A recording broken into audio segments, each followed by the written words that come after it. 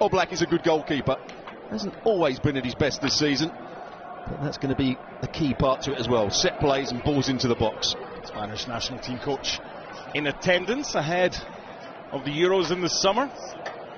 It's the Copa del Rey round of 16. Atletico Madrid taking on city rivals Real Madrid.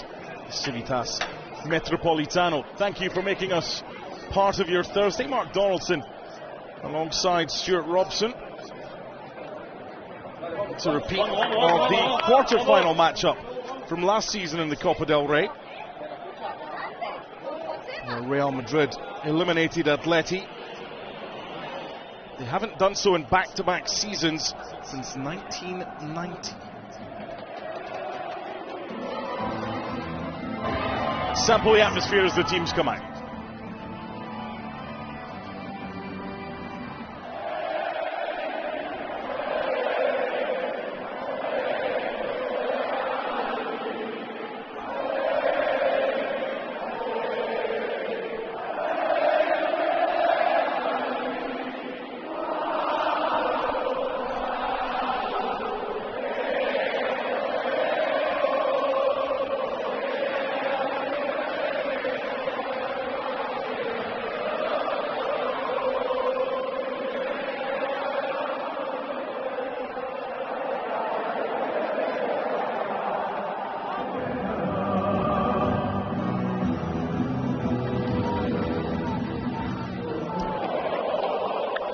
Got a glimpse of Jude Bellingham, Stuart. His last goal, December the 17th. He's 4 without a goal.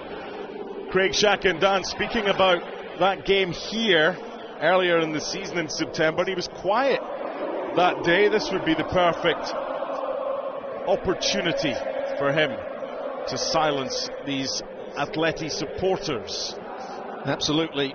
We think he's going to play in behind the front two, but at times he has gone out to the left-hand side just to go and defend the opposition's fullback and then make his runs in field. I think he might do that today, but he just probably needs another good game. He's been excellent, of course he has, all season. He's scored goals, he's been magnificent at times, but he probably needs a good game here. 13 league goals in 17 appearances for Jude Bellingham. The stars of Spanish football since joining in the summer. Let's take a look at the lineups. One change for Atleti from the side that lost 5-3 after extra time against Real Madrid last week. Stefan Savic, who's been linked with a move away, is replaced by Axel Witsel. Referee for this one is Guillermo Cuadra Fernandez, a 38-year-old, who has shown 3 red cards in his last 4 games. Hopefully keeps them in his pocket today. Koke and Nacho, the respective skippers. What an atmosphere inside the Metropolitano.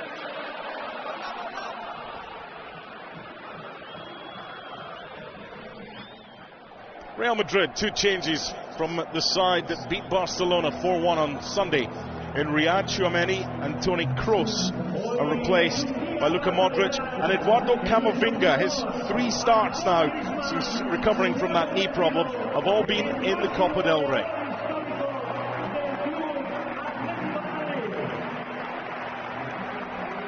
He's in form. Vinny Jr., a hat-trick against Barca in the Super Copa final. And on the other side, the history maker, Antoine Griezmann, 174th Atleti goal in 2 spells against Real Madrid, beating Luis Aragonés by 1. And the jersey and the ball that he scored it with are already in the Atleti Museum. There's an Aragonés statue outside. Give it 10, 20 years and there'll probably be a Griezmann statue as well. Nice touch. I agree with what Sid was saying, Stuart, pre-game. There wasn't a better player in Spain in 2023 than Antoine Griezmann. Absolutely not. He's found his form again. He's a creator, he's a goal scorer. He finds those pockets of space, he affects games, and that's what you have to do if you're going to be a creative player. You have to affect nearly every game you're playing. And that's what Griezmann has done in recent times. Diego Pablo Simeone, El Cholo, has been at the helm for every single goal that Griezmann has scored for Atleti. Prior to kick-off, a moment of silence. Un minuto de silencio en memoria del que fuera otra de las grandes leyendas de nuestro club Atlético de Madrid, Jorge Grifa, que disputara 291 partidos en 10 temporadas como rojiblanco, conquistando una Liga, 3 Copas y una Recopa de Europa. Igualmente recordamos con cariño en este minuto de silencio a Vicente Calderón Suárez y a nuestro socio número 5, Miguel Enríquez de Luna Treviño, fallecidos también recientemente. Con todo el cariño, descansen en paz.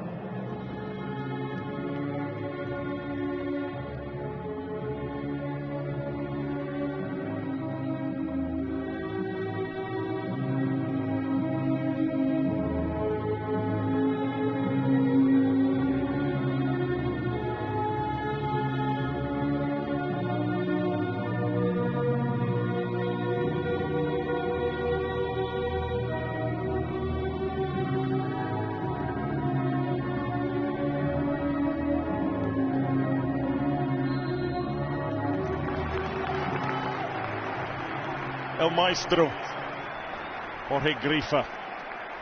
And you know the importance when Marcelo Bielsa said, I started as a head coach 35 years ago and received a lot of influence from Jorge Grifa. He is a master for me, a former player with Atleti for 10 years between 1959 and 1969, who died in Rosario in Argentina 3 days ago.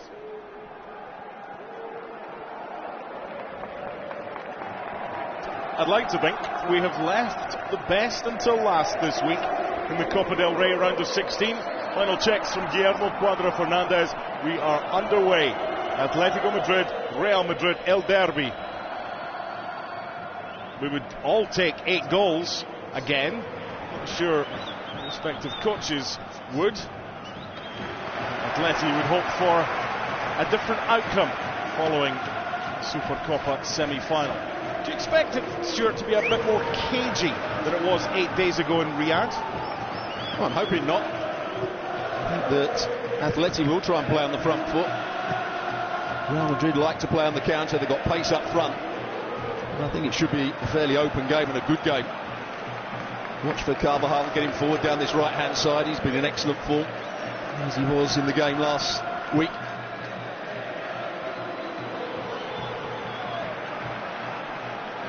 Midfield trio of Rodrigo de Paul, Koke and Saul.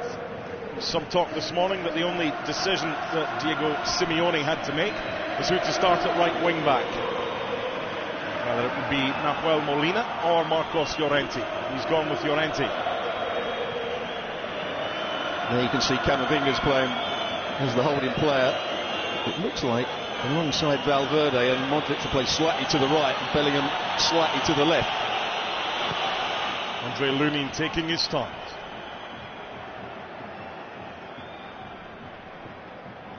When the sides met back here in September, Atleti were excellent. They really did nullify Real Madrid. So there's 2 previous examples this season for both coaches to get their teeth stuck into, to see if anything can be learned. Here's Samuel Lino.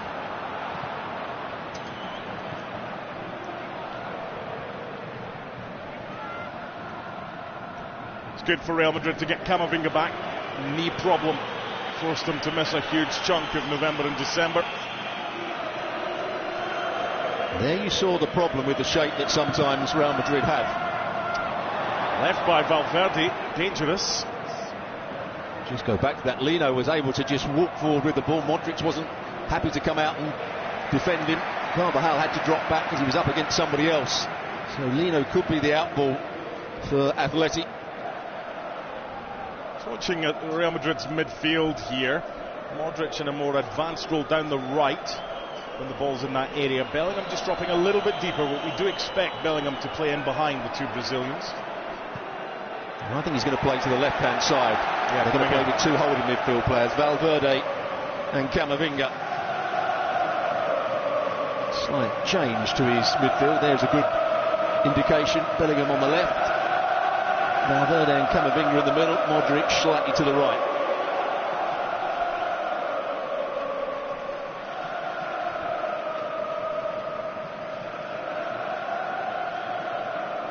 Witsel is playing on the right-hand side of the back three for Atleti rather than the middle, which he so often does. Sloppy from Hermoso. Here's Bellingham. That's the foul. Yeah, usually you can put Axel Witsel as the middle of a three and just move on, but you're right. Jose Maria Jimenez is playing in the centre.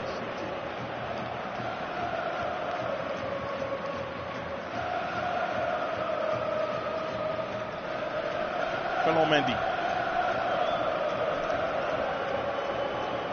Nacho.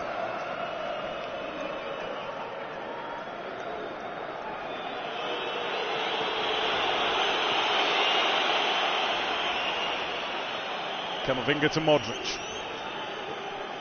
Carvajal.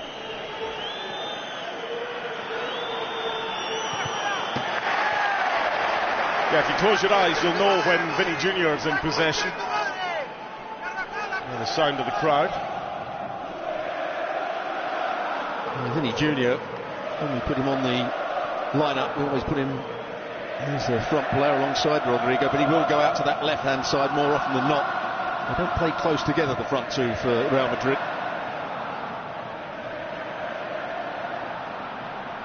No foul on Bellingham.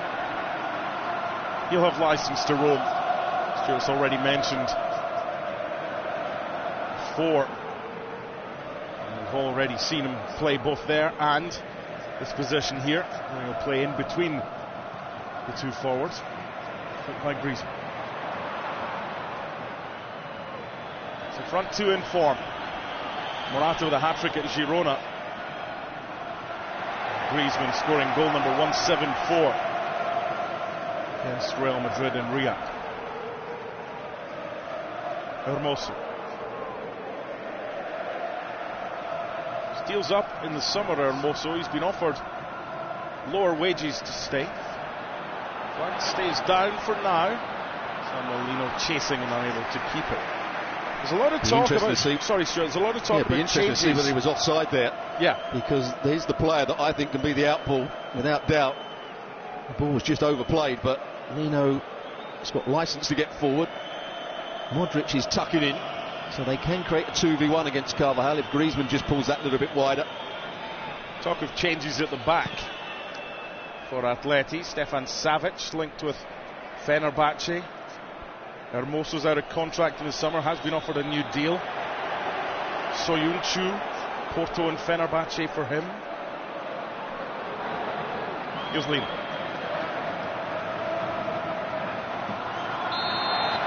Very belated flag by Alejandro Estevez Iglesias.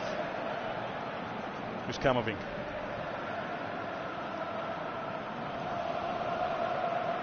And now Bellingham's deep. Rudiger to Modric.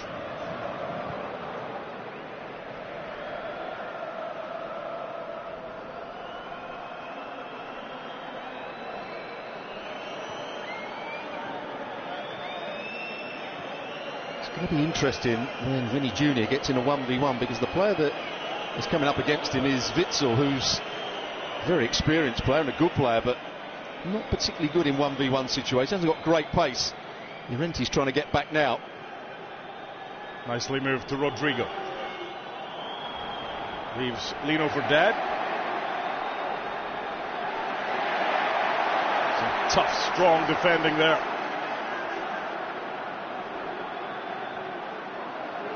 Hermoso wants it back, but instead it goes a little bit further down the line for Samuel Lino.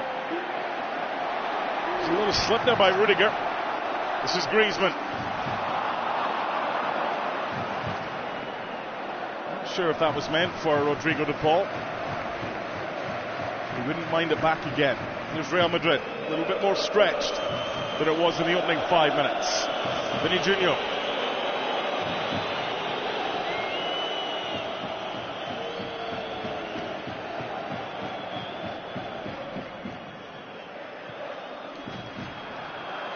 comfortable for Oblak. Yeah, there was the confrontation I was talking about. Vinny Jr. 1v1 against Witsel. Made up a lot of ground, then the switch of play to Carvajal. Not quite the right cross from him on that occasion.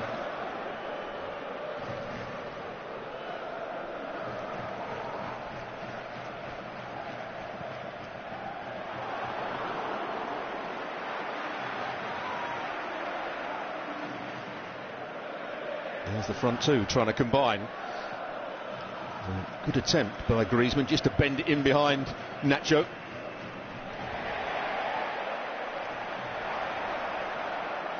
Rodrigo de Paul.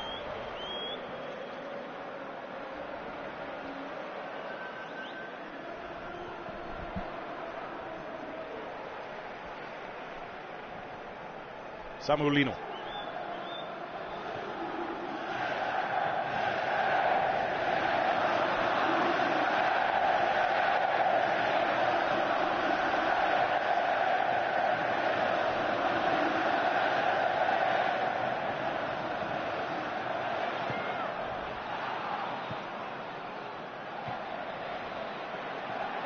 So it worked, whatever it was. Atleti could be in trouble here. Rodrigo. Come on, Bellingham's run. It was Bellingham that started that with a pass to Rodrigo.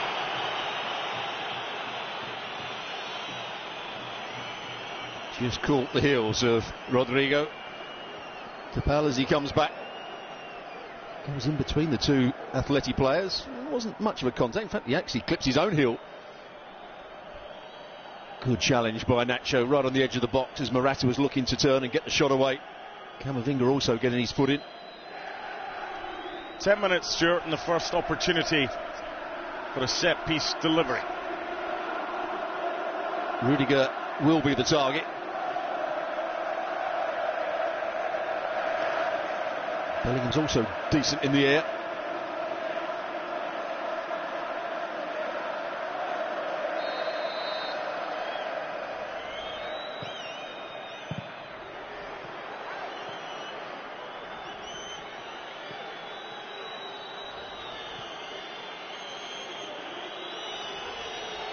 Nicely done by Bellingham.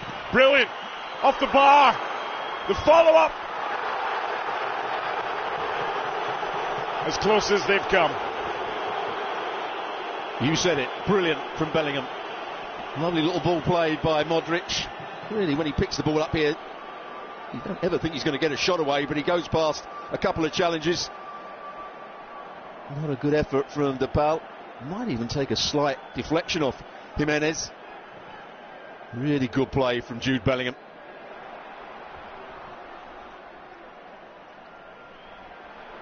Vinny Jr. would like that one back. To the other end, Atleti. Hermoso. De Paul. With by Camavinga. Fede Valverde. Good tackle.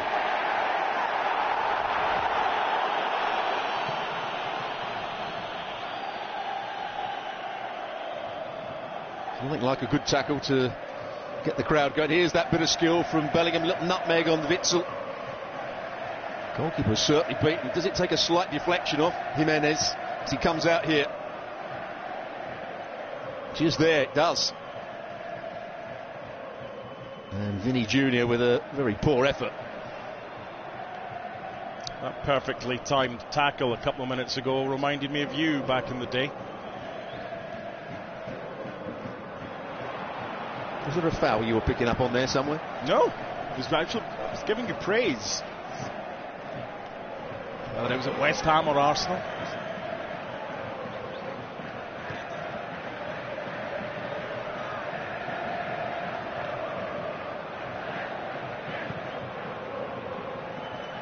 Not the best clearance. Or the best delivery. Well read by Axel Witsel. Morata with Griezmann in the middle.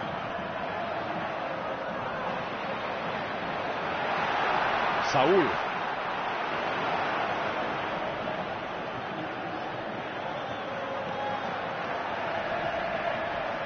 He's a special talent, Bellingham. There were 3 around him and he still got away and was able to find Camavinga.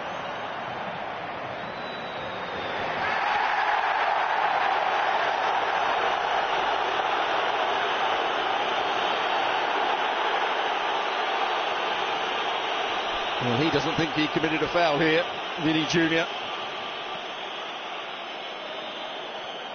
Just gives him a little nudge. But as you said, good play from Bellingham to start with. That dynamism that we were talking about, or they were talking about in the studio before the game from Camavinga.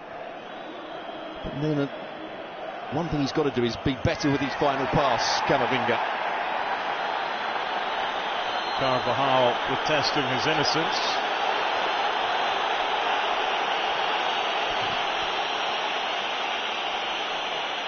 When you have home advantage, you utilise it as best you can. Get the fans on side.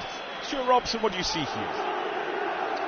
Well, he clears the ball, Carvajal, and he's followed through, goes into the face of Saul. Saul's putting his head down. Referee's right to stop it because it's a collision. Boot to head. I don't think Carvajal did too much wrong there. Will we settle for much ado about nothing then? Absolutely.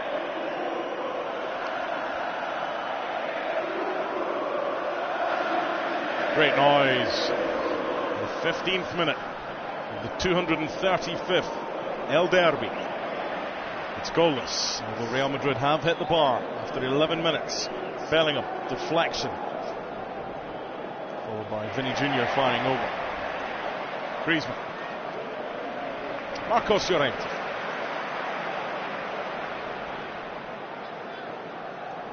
Rodrigo de Paul. Early run made by Saul. Good tackle by Camavinga. According to the referee, the home fans didn't think so. Here's Vinny Jr. It's always a danger for the opposition. The defenders, Stuart, when Vinny Jr. cuts inside onto that favoured right foot. What do you reckon earlier in the build-up? Was that a foul or was it a good tackle by Camavinga? Well, we'd have to see it again. Camavinga wins the ball. No problem there. Absolutely brilliant from Camavinga. Griezmann's trying to make the most of it. And Vinny Jr. didn't make a good decision with his pass. But they do leave him upfield, so he can counter-attack. The same with Rodrigo. They are a counter-attacking force, Real Madrid. Strong bench for Real Madrid. Kroos, Tchouaméni, Brahim Diaz. Good to see Arda Güler, attacking midfielder, back from injury.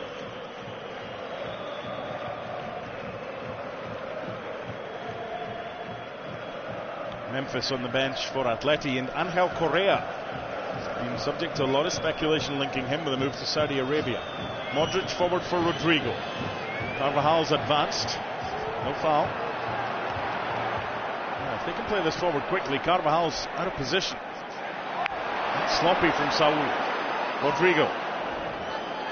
Another good tackle. Koke this time.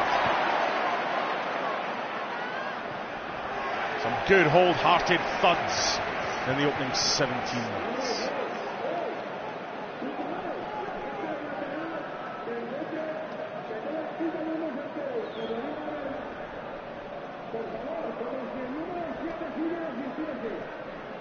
What have you seen so far? Anything that has maybe surprised you, or is this what you expected, Stuart? I don't think anything surprised me. Anything that's been the problem for Atleti when they have got it into wide areas. Quite often Morata's made runs out wide.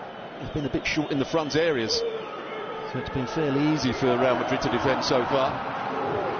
Real Madrid will pose a threat on the counter, no doubt about that.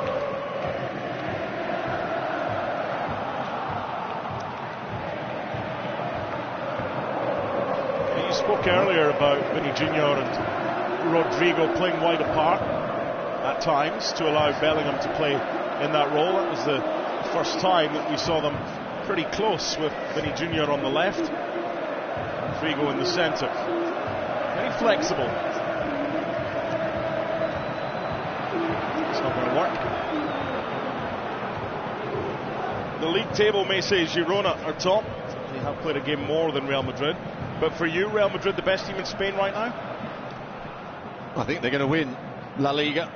I've enjoyed watching Girona. I think they still pose a problem. They're going to be there right till the end, but you just think that strength in depth, the quality of the players, they've done it all before. Ancelotti's a very calm coach. They have to be favourites to me.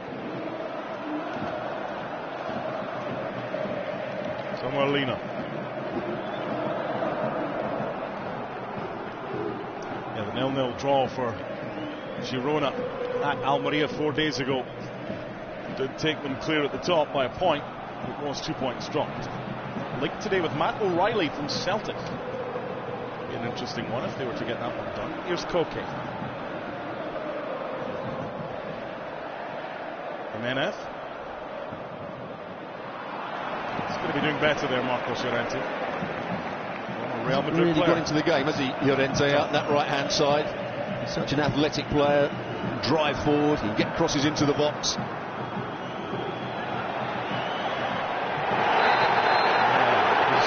He's got away with it.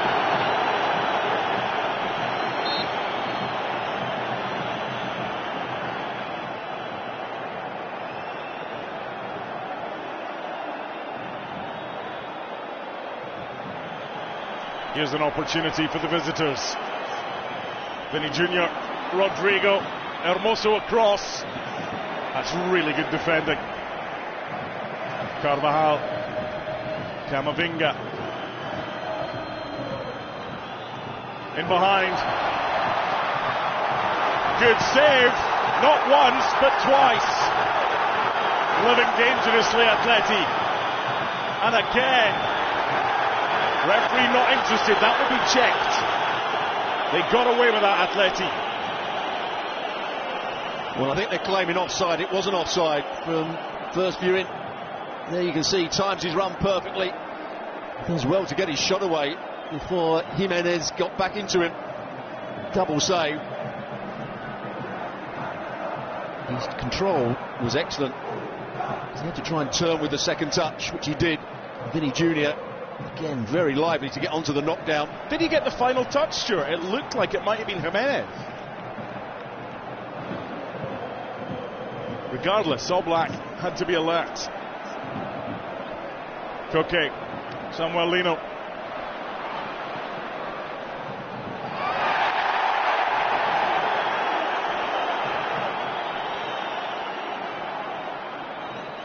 I think he might be in for a tough night, the referee. That's a good ball by Koke. Saul, answer by the side. Making the body bigger. Will be checked, but I doubt it. Further action is necessary. The header is comfortably dealt with by Lunin. He had a good starting position, but tested for the first time in the 22nd minute. Well, I think Saul should have done a lot better. He ambled onto that ball, certainly not handball for me. He made a good run and then he was a bit slow to get his cross away. Good defending in the end by Rudiger. Saw the danger a little bit too late.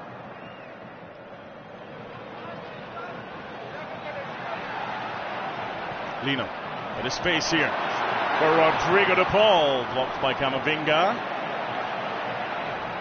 Kept in.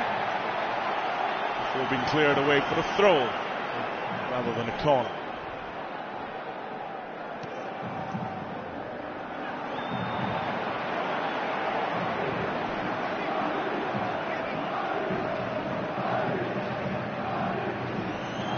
Signed a new deal earlier this season. Cholo to 2027. Well, they want a foul, they don't get one, but they do get it back. Quarter of the way through, it's goalless for now. It was good between Nacho and Valverde and Camavinga. Now they come away with Jude Bellingham.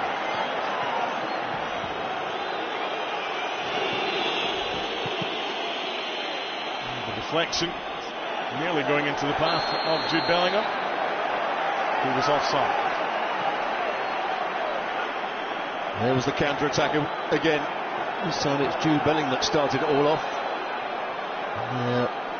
You can see that he was offside when the ball was played through to him. Although it did take a deflection. Starting to become a bit more open now. One or two chances just starting to appear. Rodrigo de Paul for Antoine Griezmann.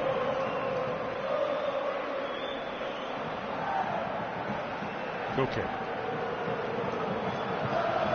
And by de Paul. For Morata.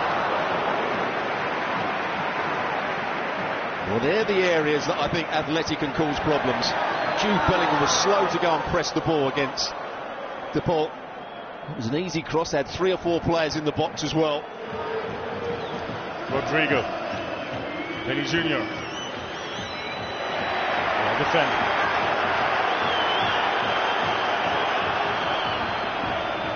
They're a handful up front too.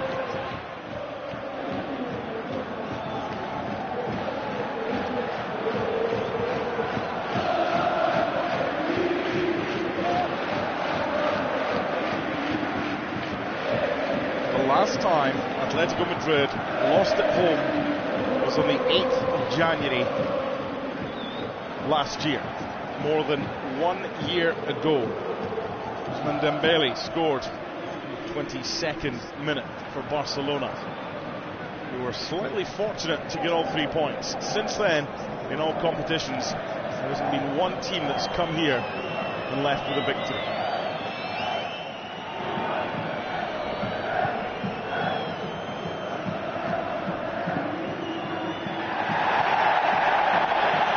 Play.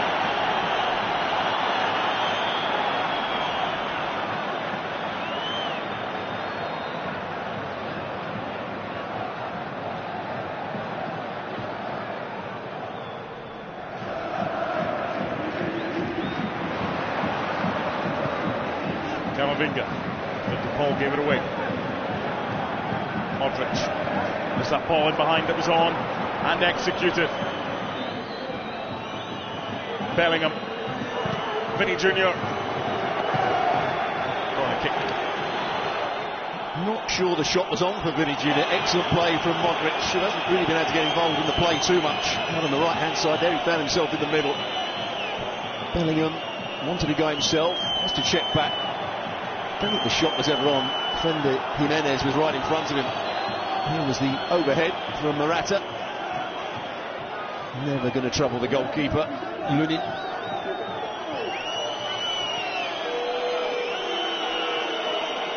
It's taken 26 minutes for the first corner of the game.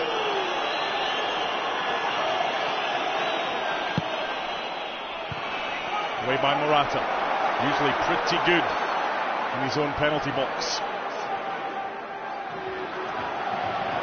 Well played by Carvajal to win it back from Griezmann. Camavinga. Ball has been on a couple of times today. Mendy.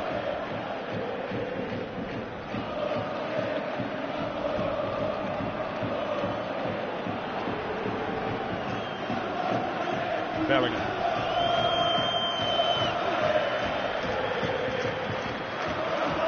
Fede Valverde.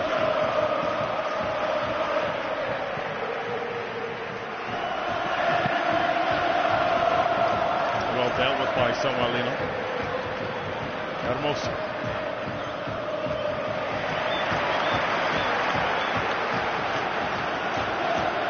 This is where I'd like Atleti to move it a little bit quicker.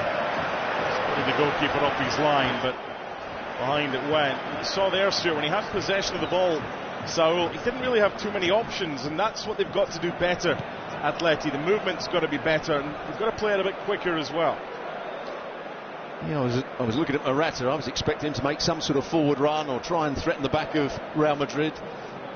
Griezmann had come slightly deeper because he headed it down to Saul. You're absolutely right. There was no real pass on for him. A wasted attempt in the end. commentated on Luis Suarez scoring from the halfway line for Atleti, so anything's possible, but again, that was highly unlikely. Rudiger. Dani Carvajal, shaking off a calf problem of recent weeks.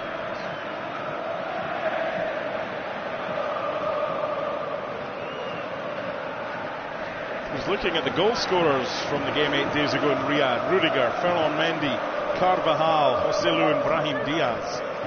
Sure, if you got 5 guesses, you'd have any chance of getting that one correct.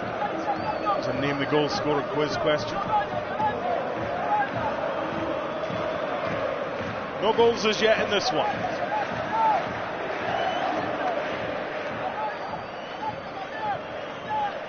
It's a half-hearted press really from Atleti. Yeah. They start with a lot of players in the front areas to go and press the ball. They didn't really do it with any conviction, and then just backed off. It's been easy for Real Madrid to get into this area.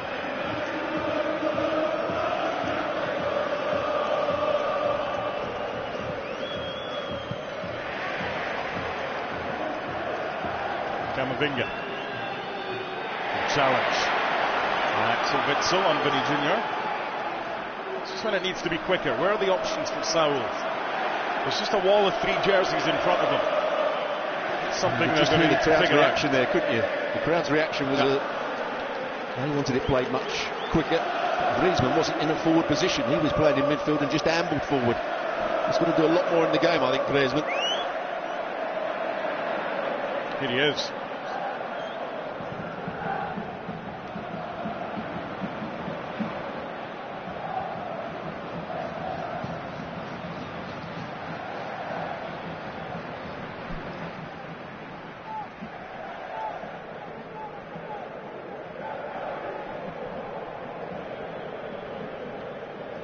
That's one of the problems. Koke doesn't need to be back there.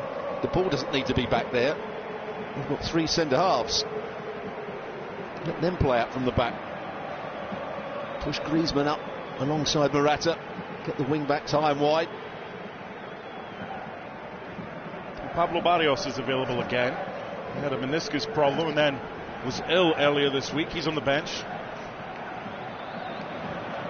We've seen Marcos Llorente playing a more central role, with Nahuel Molina as right wing-back in some games recently as well. So he does have options.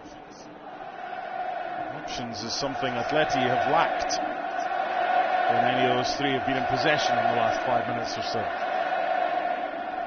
Half an hour gone, it's goalless in the Copa del Rey round of 16. El Derby. Rudiger, what a ball. Vinny Jr. He's not getting a foul for that.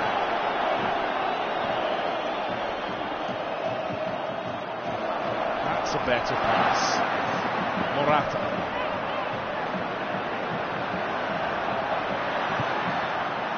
It's crowded out.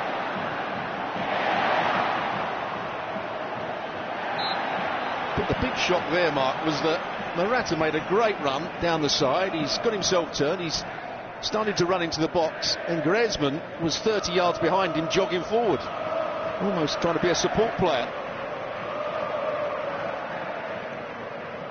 And he's got a lot of praise in recent times, quite rightly so. Certainly haven't been impressed with him in this first 31 minutes. Well, you and I have both done a lot of Atleti games for this season, and you don't have to go back too far. And he's been subbed off with an hour gone in a few games earlier in this season. Don't get me wrong, he deserves all the praise, but they need him to stand up and be counted today, because if he does, their chances of winning go up exponentially.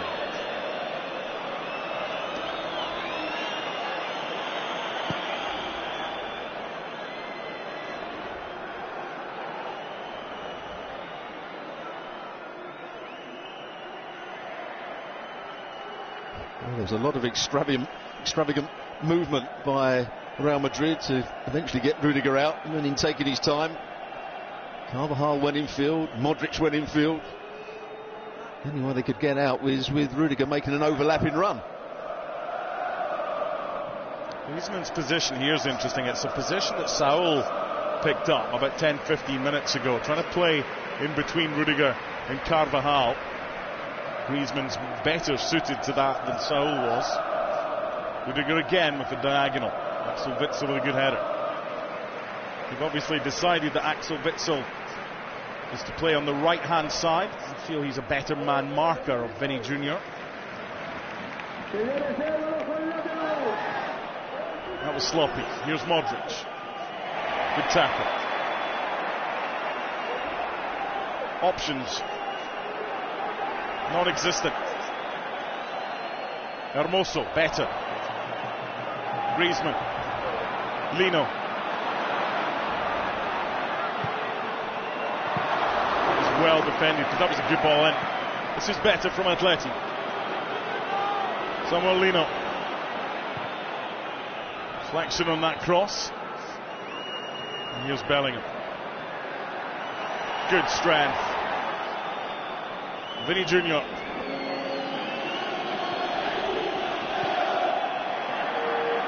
That's a foul. They might not like it, the home support.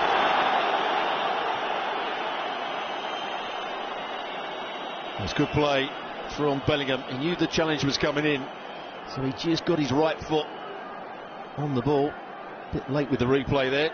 Foul has already been committed. It was Vinny Jr. that tried to play the little 1-2 with him.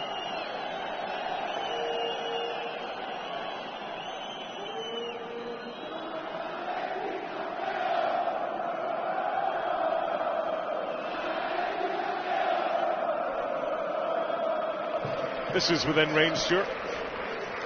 Rodrigo, someone who likes to hit it with power. Modric would try and whip it over the wall. Does look as though it's going to be Rodrigo.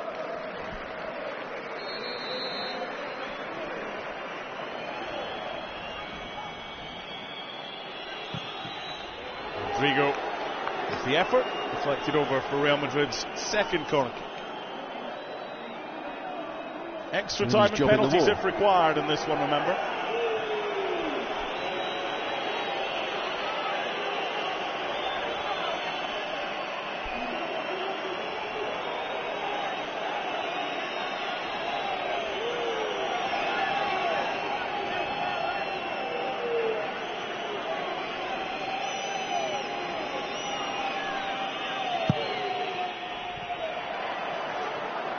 Well defended, like they did with the first goal. Modric.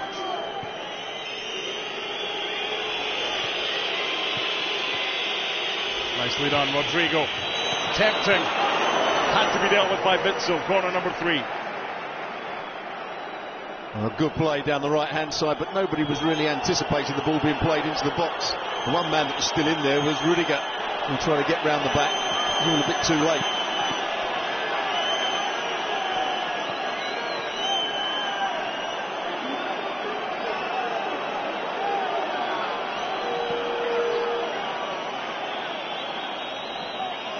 Vinny Jr. Each other's way there. Griezmann, nice. Morata. It feels like he should have had a free kick.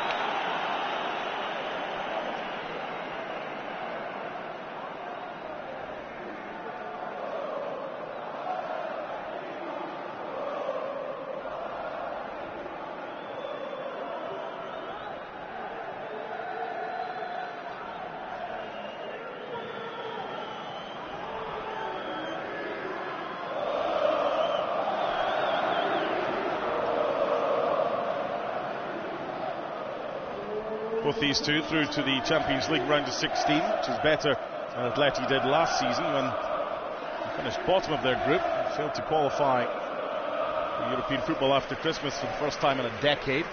Atleti will face Internazionale, first leg away from home in Milan. Real Madrid, we've got RB Leipzig, first leg in Germany. Eddie Valverde. The effort's comfortably saved by Jan Oblak. First time we've seen Fede Valverde make a forward run. He's been very much the holding midfield player alongside Camavinga. Over the course of the last 18 months, we have seen he's got a great right foot when he's shooting. Had more efforts on goal. Real Madrid.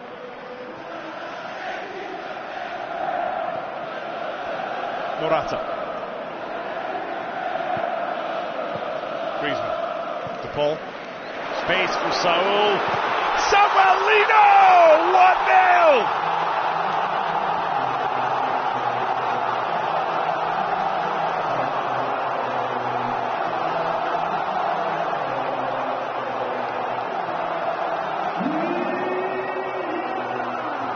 Well, I think the cross takes a deflection, but Lino is in the right spot.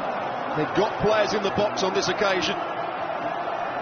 When Griezmann went a bit deeper that time, other players ran beyond him. And Lino coming round the back. Sissao is trying to make the run. Carvajal isn't quite sure whether to go infield or stay round the back. There's the header from Rudiger. He's got to make some sort of attempt to head it, which he does. Can't control it. And Lino on the half volley, very good finish. Not sure that it's particularly good effort. There he comes, actually. Initially off Griezmann, then Rudiger. Lunin doesn't do too much to stop it. What a moment for Atleti and Simeone.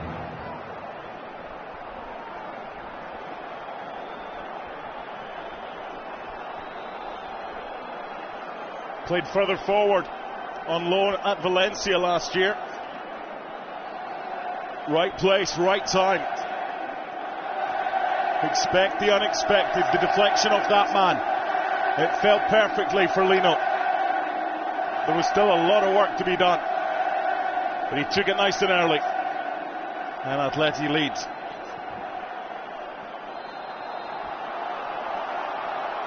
Pause for dramatic effect. On we go. It really came out of nothing, because I don't think Atleti have posed too much of a threat in the game so far. 40 minutes in. It was Real Madrid with a side that looked more threatening when they did get it into the top third of the field.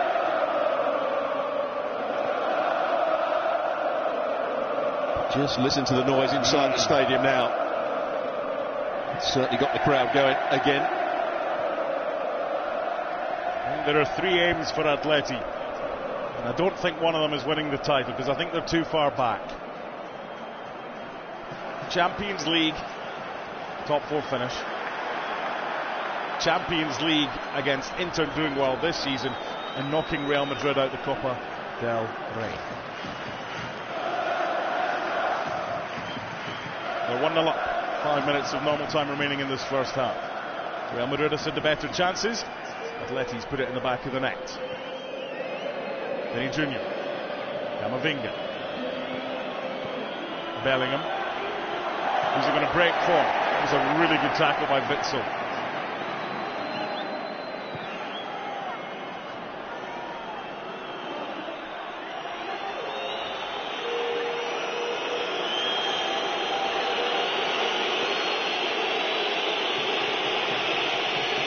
Valverde to Camavinga.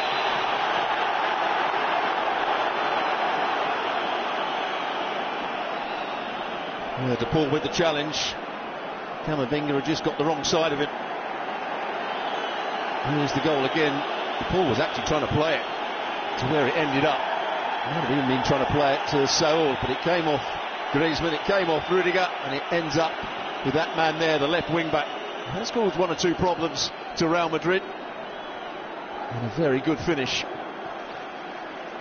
Interesting to hear what Xhaka thought about the goalkeeping, whether he could have done better. Double deflection before that man scored the opening goal of this game.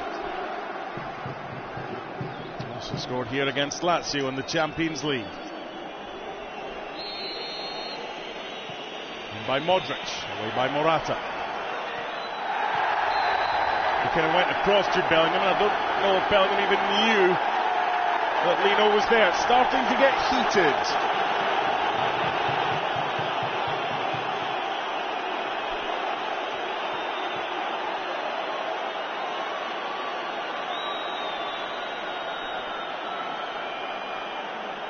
Jude Bellingham getting involved, which he has done in recent weeks. He's been a bit more animated, been a bit more feisty. DePaul just having a word with him as well. Well, he's done hardly anything wrong there. I'm not sure he even knows that the player is in behind him, Lino. And then tries to get him back up. That's probably not the best idea.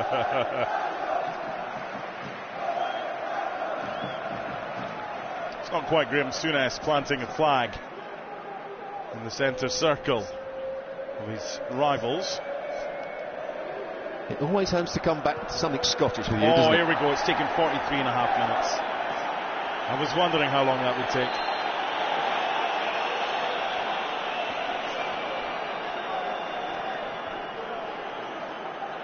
There's got to be some Scottish blood in someone called Stuart Robson.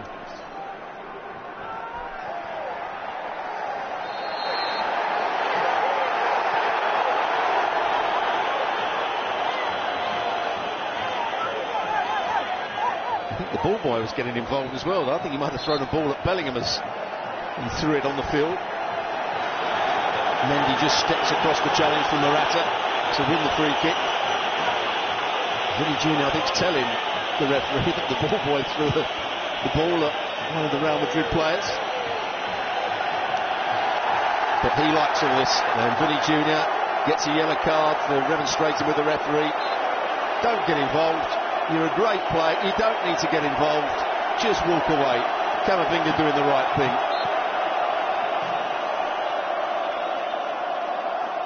Yeah, you can't put a finger on him. Necho's got the right idea. He's telling him to go away, and he carries on, and he carries on, and gets the yellow card.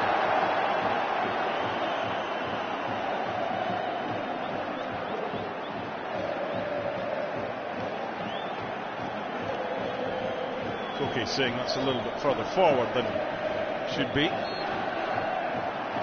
That's not a surprise. The referee wants this half over as quick as possible. Cool things down. By Modric. Oblak, what are you doing? 1-1. Vinny Jr. celebrates, and Oblak's had a nightmare. We're tied, and Real Madrid are back level. Well, they said it in the studio. We said it before the game. You mentioned it as well. Set plays could play a key factor in this game. It's just a ball played into a dangerous area. The goalkeeper starts to come. I just think he mispunches it. Just watch again. It's a decent ball, but really the goalkeeper, Oblak, should do a lot better. He goes to punch it, hits the top of his fist and goes in his own net. That's an own goal. Has to be an own goal from the goalkeeper. There it is. I asked about Xhaka's thoughts on the goal at the other end. Well, what will his thoughts be about this one? Shocking goalkeeping.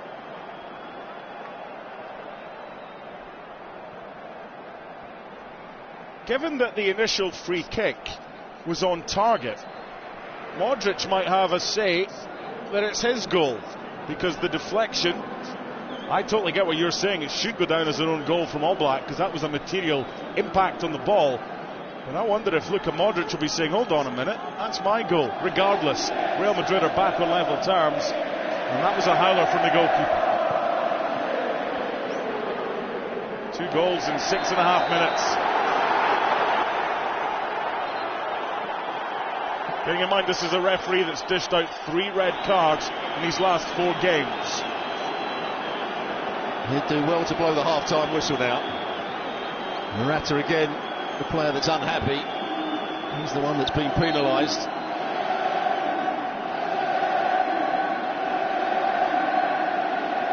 And if you were Luka Modric, he'd play exactly the same ball and say to Oblak, come and get it again. He did see Vinny Jr. in space. Ref's had enough. Well, late drama. Jan Oblak has not had a great few weeks. And at half-time, it's Atletico Madrid 1, Real Madrid 1. Your thoughts, Stuart? Well, it was not the game we expected. Real Madrid, I thought, were the better team on the counter-attack. Atleti, at times, didn't get enough players in the forward areas, but it's been a very, very exciting last few minutes. And it's going to be a very feisty second half. Yeah, we're set up nicely. We'll be back in 15-20 minutes or so. Before that, it's ESPN FC at the half. Start simplifying your nutrition today at drinkag1.com. Half time, Atletico Madrid 1, Real Madrid 1. Thanks to the guys in the studio. It's advantage who at the present moment, Stuart Robson? Advantage to neither side at the moment. I agree 100% with everything that was said in the show. It was a great half-time analysis from Craig Burley, Shagger Hislop, and a little bit from Dan Thomas as well. Steady.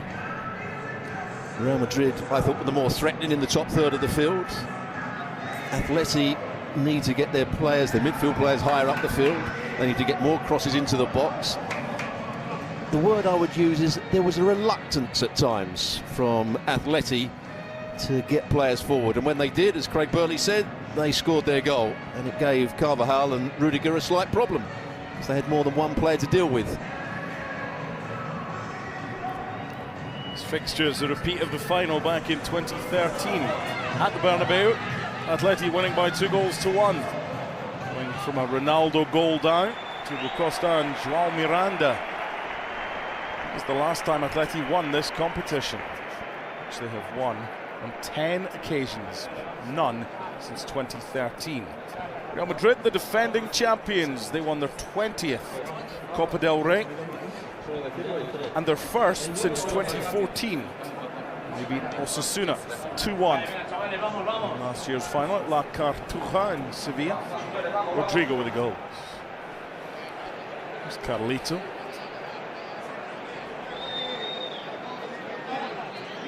Well, we can talk about the coaches, we can talk about the players. Maybe the most important man on the pitch will be the man holding the ball at the moment, the referee. He's got a big second half here. The players were having a go at him as they came out. One or two were trying to get on his side as well. How do they play the referee? That's how they'll be talking, or what they could be talking about at half-time. Well, Vinny Jr. will be relieved that he wasn't booed there. It was the referee that got the bird from the crowd as he came out for the second half. I was going through my notes of previous games. February 23, red card, Correa. January 23, last time the sides met in this competition, Savic, red card. September 22, Hermoso, red card. Obviously, there's more chance of a red card if it goes to extra time. Does this game finish with 22 on the pitch, Stuart? Highly unlikely, I would say. It's become very feisty. The crowd are going to play their part. They're going to whistle and jeer every time a Real Madrid player makes a challenge. The Real Madrid players are going to try and defend themselves. Let's hope they do all stay on the field, though. And there's the man that made the big error. Just looking at it again, and Shaka's explained it very well. I thought he could have gone with both fists. He's got more chance of getting a good contact on it. December 2020, Real Madrid beat Atleti by 2-0. Dani Carvajal had a shot from 25 yards that hit the post. It then hit Oblak and went into the back of the net for an own goal. It's the only other time that Jan Oblak has scored an own goal in El Derby. Second half underway. Real Madrid in possession, 6 miles east of Santiago Bernabeu. He's not getting beaten out his near post, but he does. Rodrigo get a corner. Oblak adjudged. Got the final touch there, this will tell us. Sharp effort from Rodrigo. He does get a left hand to it, doesn't it? Just before it goes out of play.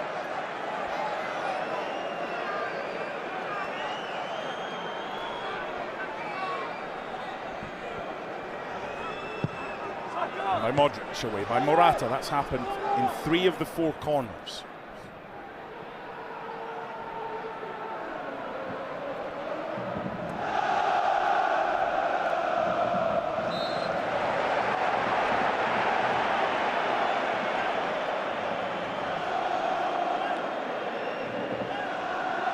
spoke in the first half about potential changes that Atleti might want to make in midfield. They do have another option, and that would be to drop Antoine Griezmann into midfield, where they've seen that happen before. Maybe bring on Memphis or Correa, take off either Saul, Koke or De Paul. That's maybe for the next half hour or so rather than that. Real Madrid, the free kick. Modric.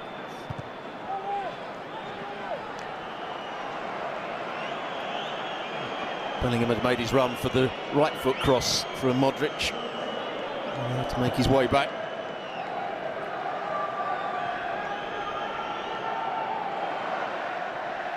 Bellingham.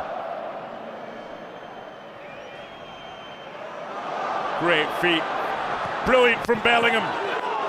It was certainly a tug, but I don't think it was enough for a penalty. That's what Bellingham was protesting about. Just good skill, quick feet. There's the challenge by Saul. He was just grabbing hold of Bellingham for a fraction of a second. And all Bellingham do is play it across the 6-yard box. They've started this second half well, Real Madrid. Valverde. Rodrigo. Camavinga. Bellingham. Trying to find Ferland Mendy. They went looking for that one. Good matchup.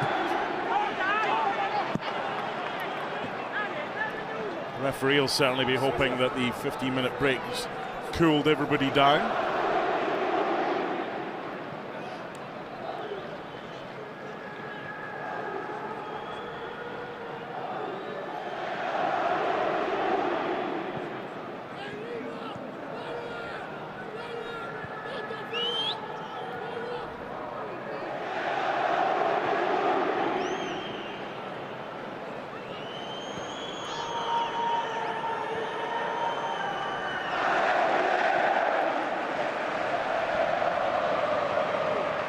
Vinicius Junior.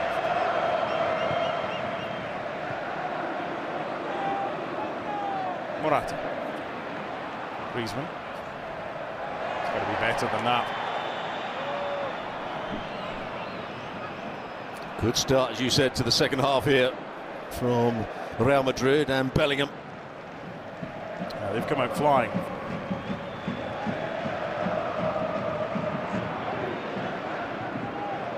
Better from Atleti, playing their way out from the back. No forward pass for De Paul again. Said that. Now there's a forward pass if he times his run, Morata, but he didn't. Griezmann might have been a better option through the middle, but again, we spoke a couple of times in the first half about Atleti in midfield having a lack of options. It's better from Oblak. That'll do him the power of good after the error just before half-time, getting there ahead of Vinny Jr.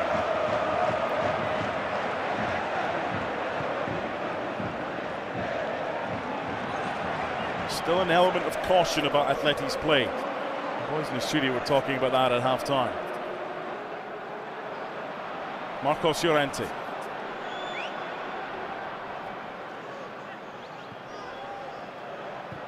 And by De Paul. Over club there. The same ball that he played for the goal. On that occasion, Lino, from a good position, went back towards his own goal. Vinny Jr., Bellingham. Well to get the tackle in there, De Paul. Where are the options? Griezmann to Lino. So now where's the forward pass? Lino's jogging forward with it. There's nobody in front of him. And back they go. De Paul. Thought about it. Maybe should have.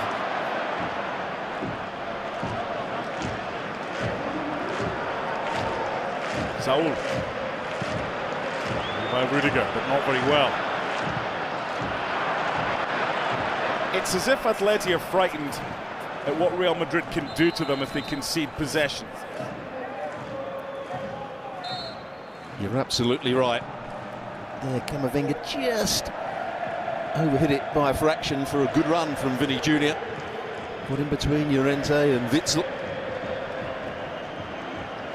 Nice touch by Bellingham to get it to Vinny Jr. The corner count increases, it's now at 5. He was just trying to play that ball with the outside of his boot. Rodrigo coming round the back, now trying to whip up the away supporters. Yeah, the away fans at the Metropolitano are behind the goal in the top tier.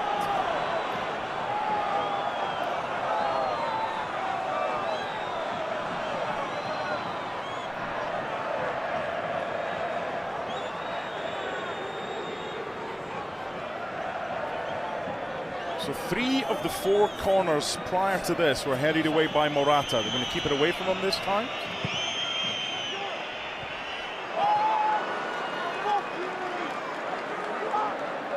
Well, they did. They went right to the middle of the goal and Rudiger won the ball in the air. Nobody around the knockdown.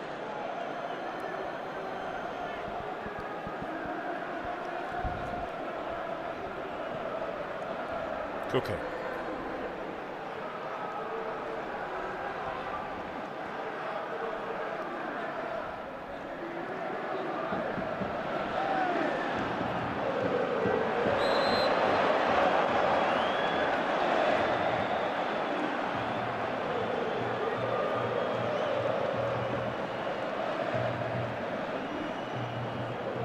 Here again, De Paul and Koke going right into their back 3. He's done well here, De Paul. Can he now see a forward pass? No, he can't. Commentator's curse. Now in the transition. This is what Atleti fear. Rodrigo against Jimenez. So quick to get bodies forward, Real Madrid. But Atleti have done well to get bodies back. Camavinga. Went looking for it, then handled. Free kick Atleti. Good defending on a couple of occasions from Jimenez.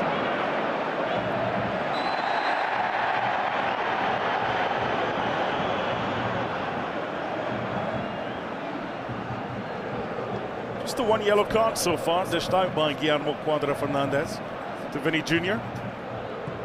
after 45 minutes. Just before the free kick was delivered by Modric. Punched into his own net by Jan Oblak.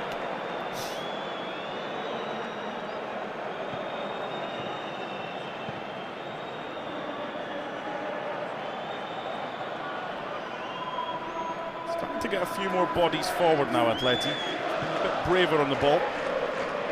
De Paul for Hermoso. It was an exocet missile for Samuel Lino.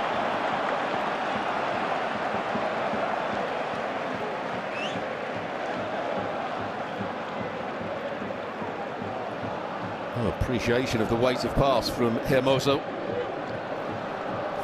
Too much pace on it. Long angle as well. Fede Valverde. It's not a bad ball, that one, because Jimenez, facing his own goal, doesn't really have many options.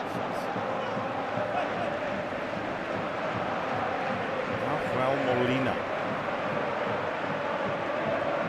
Is it a straight swap for Llorente, or are they going to do what they've done before and push Llorente into a more central midfield role? Take off either Saul, Koke or De Paul. Well, if it was me, I'd be taking off Saul. He hasn't affected the game at all. Putting Llorente in that midfield area. See if he can use his dynamism that little bit more. And Molina coming at the right wing back. Stray arm across the face is penalised. Not a good idea to sarcastically clap the referee and get a yellow card for it. Exactly. Yellow card for that all day long in Spain.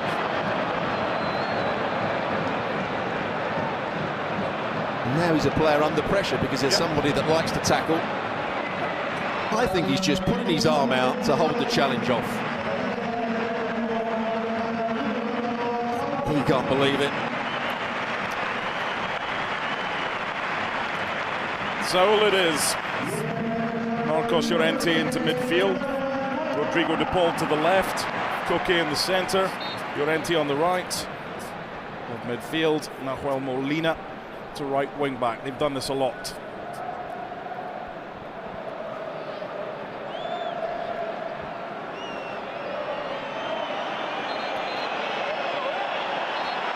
Just don't quite know what's happened to Saul over the last 2 or 3 years. He had that spell at Chelsea. Vinny Jr.'s got to be careful. Remember, he's got a yellow card. Now he's taken his time to walk back. Simeone was suggesting there was another yellow card on its way, or should have been. I love it when he plays peacemaker.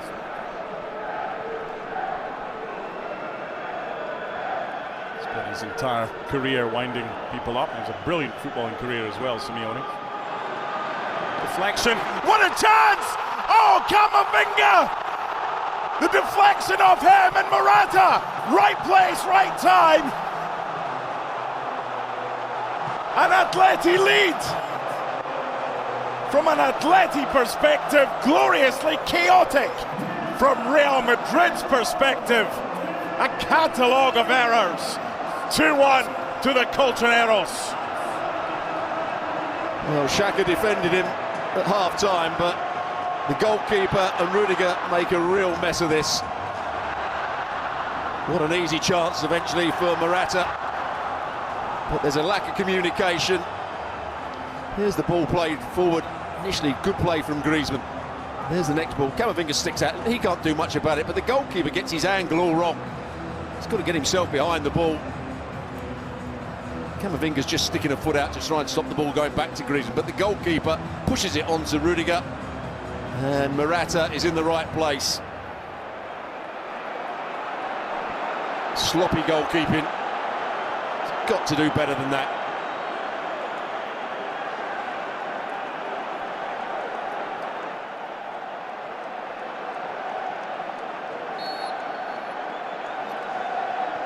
And again, it's against the run of play.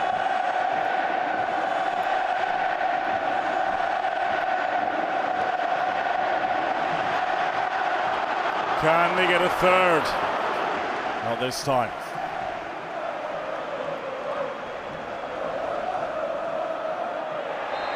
Little push according to the referee. Cook and Bellingham. So the first goal. The cross by De Paul, deflected off Griezmann, then deflected off the head of Rudiger.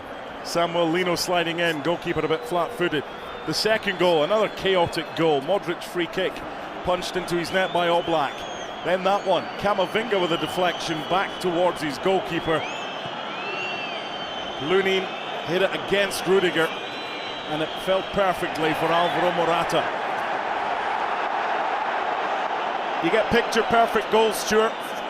But in El Derby, in any derby in world football, it's about finding a way, and right now Atleti are 2-1 up. I thought Real Madrid had started the second half really well. They've been on the front foot. Atleti have made the change.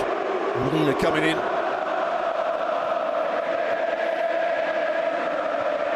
Here's Bellingham. Vinny Jr.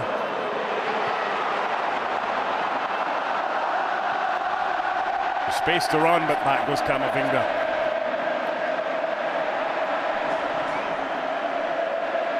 The fresh legs of Manuel Molina, regardless. Not many beat Camavinga in a foot race. Modric. Interesting now what Atleti do. Do they drop deeper? Do they get their defence and midfield a little bit closer to each other to try and prevent the space for Real Madrid to move into? Camavinga wide. Fede Valverde. Carvajal was very advanced. Here's Morata. Problem for Atleti here, they've got no one in front of them. Well, I think that answers your question. Atleti have now got something to defend, and that's when quite often they're at their best defensively. They start to show more urgency.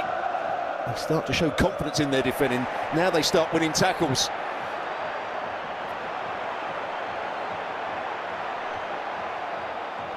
But where do they go when they get the ball?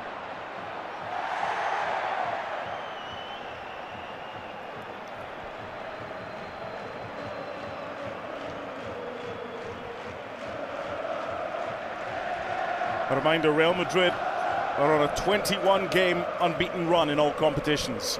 The last team to beat them, Atleti, here on the 24th of September. Real Madrid's only league defeat of the season. There's a long way to go, though. Atleti will still need an outball when they do have possession.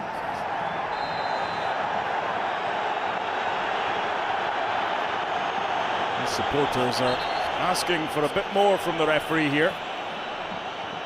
It's Lino that's down. Lots of men behind the ball, very compact. Modric asking the question.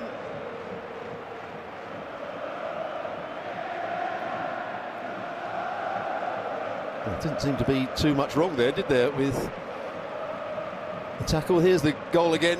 Camavinga's just trying to get a block in, and it does go quite sharply. But once the goalkeeper comes, he can't just palm it onto Rudiger.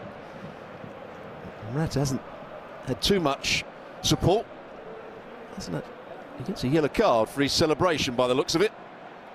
An inability to extricate himself from the flag in enough time was not the reason. Perhaps leaving the pitch and celebrating in front of the fans might be. Blame the laws of the game. Zamolino for Coque. Griezmann. Look at Molina's position here. Here he is. This is the right wing back. He had strayed forward. He wanted it played earlier. Oh, and there's a late one there, and it's Lino again. Yeah, this is a tough one for this referee. It's a fair bit of skullduggery going on. There's a lot of play acting. There's a lot of players trying to get others sent off. It's silly from Carvajal. It's a foul. Doesn't need to do that, but offside had already been given.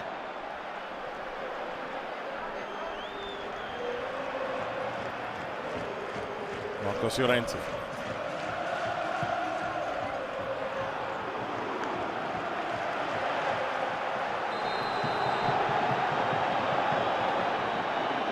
I think there might have been a clash of heads here. No problem with the challenge by Morata. It was a good ball played in by Llorente.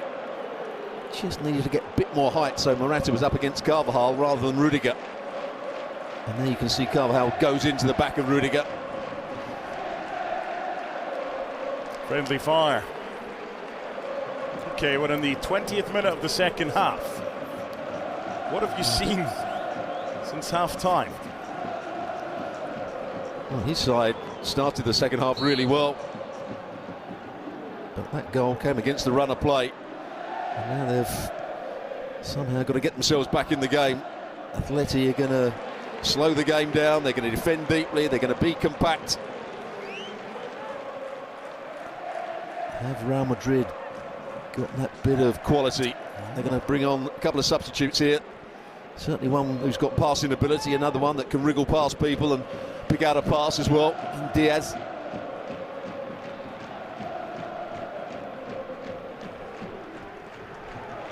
Have a think about who you think they might take off to bring on Toni Kroos and Brahim Diaz. I think Modric might be one of the players. One or two good passes for him, but the game has gone past him a little bit today. Valverde as well, perhaps? I would suggest so. Flicks and tricks from De Paul. Morata just slightly off balance when he hit that one, but much better from El Cholo's team.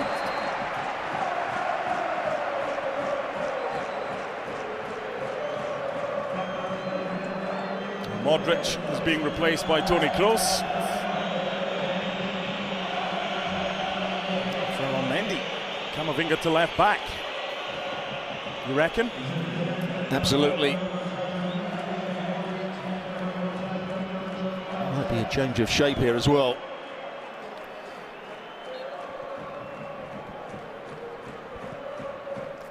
Not really his night tonight. No. Luka Modric, still a magnificent player, but not quite the legs he once had.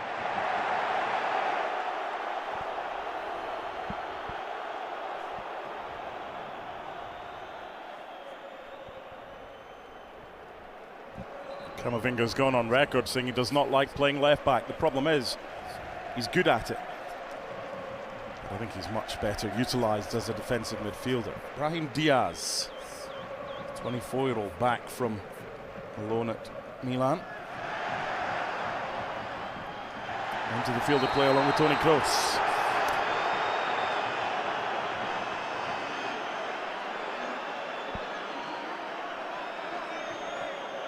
Rudiger coming across.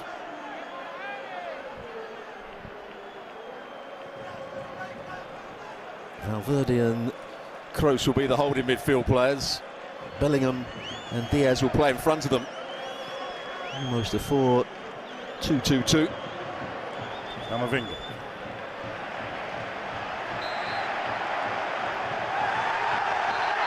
Here we go. Ladies and gentlemen, take your seats. I'd imagine that Brahim Diaz has been watching the game while he's been sitting there. He must realise that the Atleti players are going to wind him up, and if he retaliates in any way, they're going to make the most of it and get round the referee.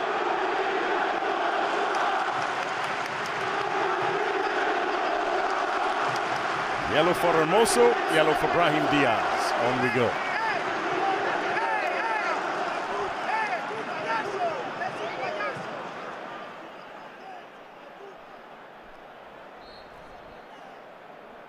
What did I do? Here he is.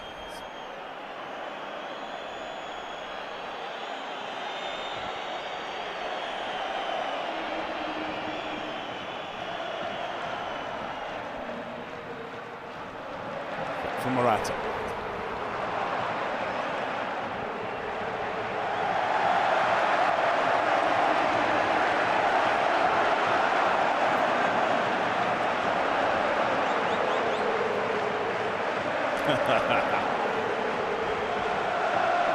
It's Simeone ball right now, and I'm not talking about the style of football.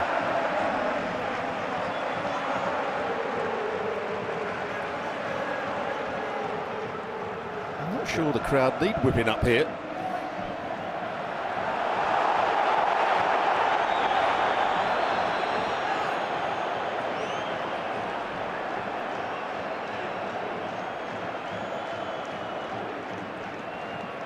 Now that Toni Kroos is on watch for the switch of play out to that right-hand side, and Carvajal getting forward.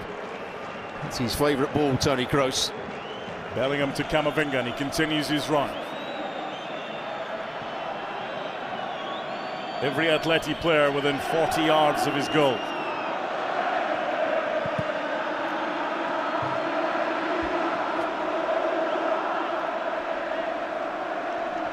More than 68,000 capacity of this place. More than the old Vicente Calderon. But when they're ahead, and when Simeone has them on their feet, asking for more, it's a special place. Heavy touch from Camavinga, away by Koke.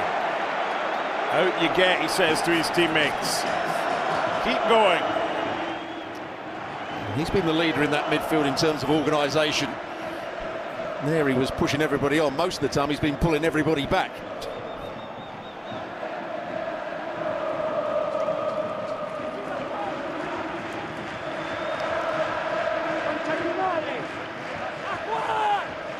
"20 minutes remaining. Will it be attack versus counter-attack? We will find out. Vinny Jr. easily away from Witsel. Pass Molina. Marcos Llorente concedes corner number 6. Well, there was a great example of what I said right at the beginning of the game, and what Craig Burley reiterated at half-time.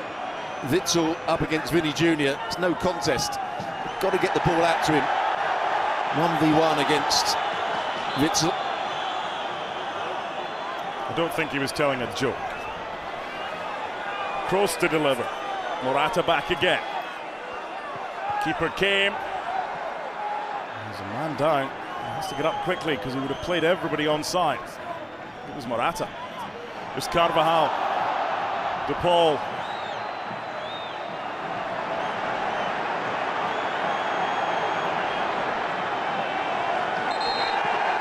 Now De Paul's hurt, Nacho's hurt. There's been a structure to this game, but there's also been glorious chaos for long spells as well. And this is very Atleti and Simeone. Yeah, De Paul was trying to make the most of it. He knew that Nacho was down, so he said, I'm going to hang on to the ball and I'm going to waste a bit of time. Your player is down. Now he would expect the ball to be thrown back to them. Just took a slight whack to the knee, Nacho. Another change coming, Tchouaméni.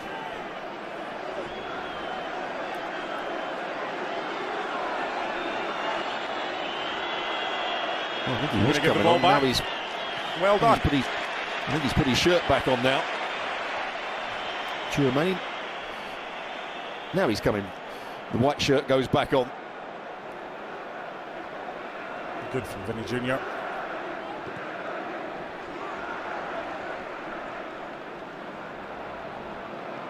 In the heart of battle, sportsmanship still prevalent.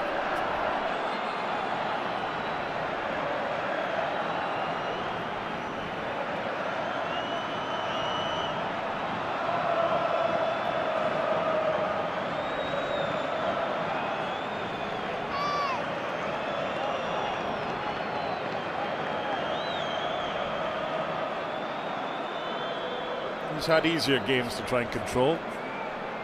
Guillermo Cuadra Fernandez. And it is Fede Valverde.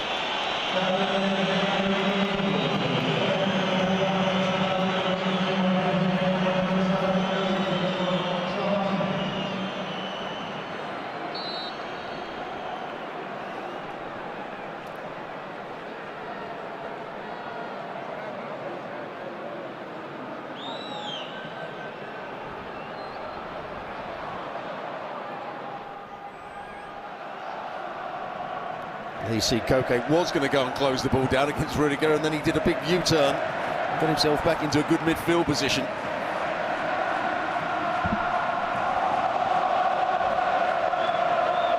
Camavinga.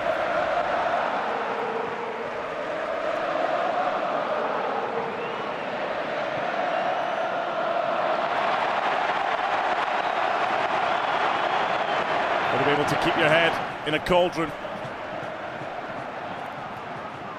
That's the right pass, just not a very good one from Brahim Diaz.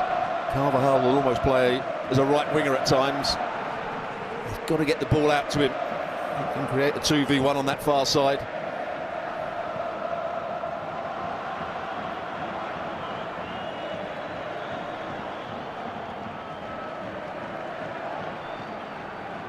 Vinny Jr. Back by Molina. Where possible, they're trying to double team Vinny with Molina and Witsel. Nothing there. And when he knew he wasn't getting a foul, miraculously the pain had gone. Brahim Diaz with the layoff. Past Lino. Deflection off the bar. That close. Nothing Oblak could have done about that one. It remains 2-1. Camavinga.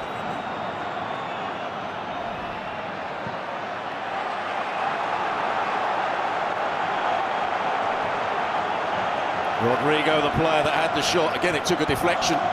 Just took it onto the crossbar.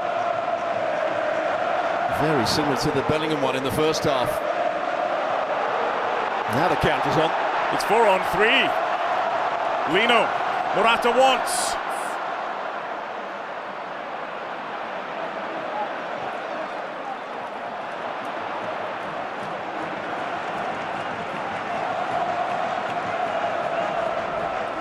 .15 to go of normal time. The last 7 single elimination games, cup ties between these two bitter rivals have gone to extra time. Prior to the final, this competition used to be two-legged affairs.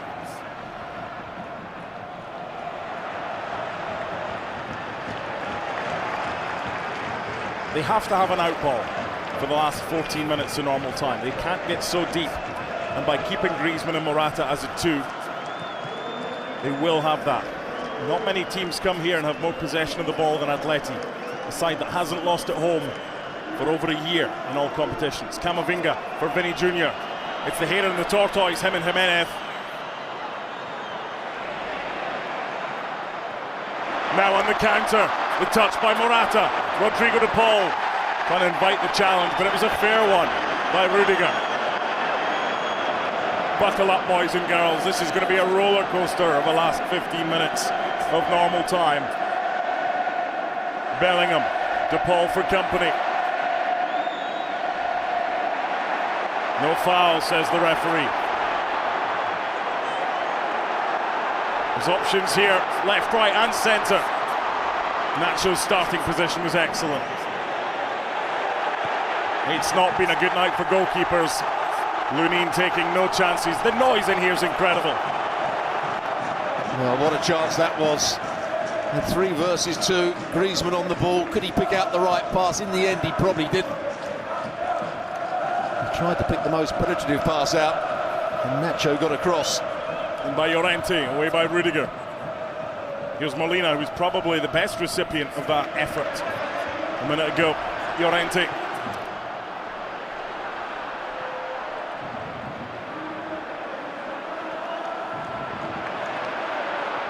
Lino.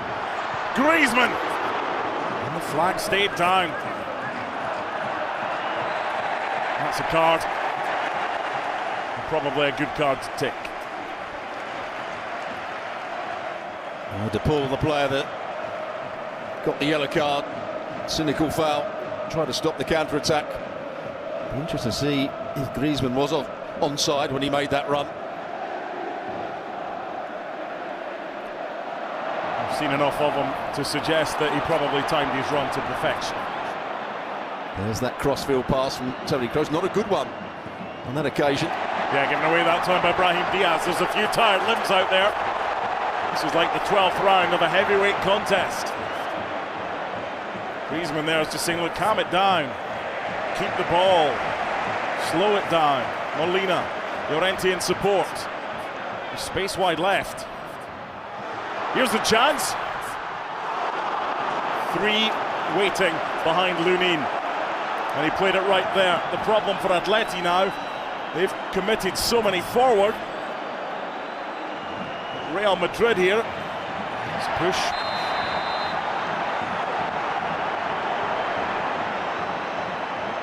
Well, just for a moment there, they had a 6 versus 5 situation in their favour, Real Madrid. Koke, the player that's got the yellow card, that little nudge. Ref's done all right today, Stuart. This has not been easy for him. So double shove in the back. And Rodrigo, here's the chance. Not much he could have done, really. Griezmann, good goalkeeping on that occasion from Lunin. But every time the referee gets out a yellow card now, you're wondering whether it's going to be a second one for one of these players. Rodrigo making way. Here was that shot that took the deflection, that took it beyond Oblak. He's a bit unlucky, plays it to the outside of his boot. He can't believe it. So they brought on Joselu. They now have the additional aerial threat. The man who's on loan from Espanyol. Could he make an instant impact? And by Kroos, away by Jimenez. Joselu scored 8 days ago in extra time to put Real Madrid 4-3 up.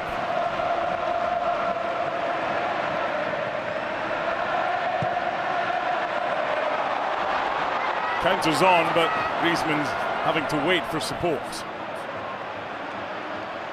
There's a 2-on-1 down the left, and that still exists here. Marcos Llorente, what a chance, what a save! That could have been curtains for the defending champions, but they're still alive.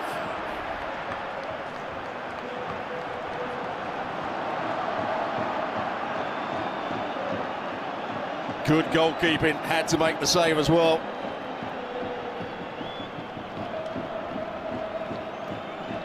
Vinny Jr. Bellingham. 2-2. Talk about an instant impact.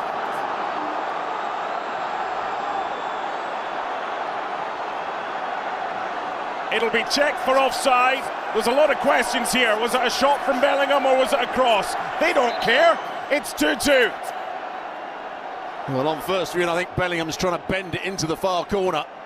And he doesn't quite get it right, and Josselu's in the right position. It's a nice little ball played by Vinny Jr. Well, they're sticking up their arms for offside, but you can see that the player that goes to close the ball down, Jimenez, was keeping him onside. There he actually slices across it. He was going for goal, no doubt about that, Jude Bellingham. And Joselu in the right spot. An easy finish for him.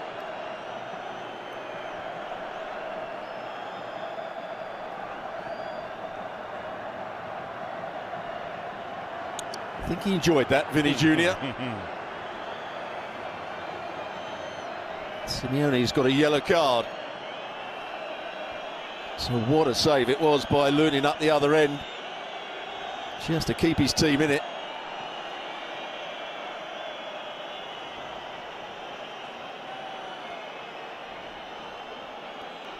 Still being checked. This should give us a better idea. It's the ball to Bellingham. No danger that that was offside. It's this one now.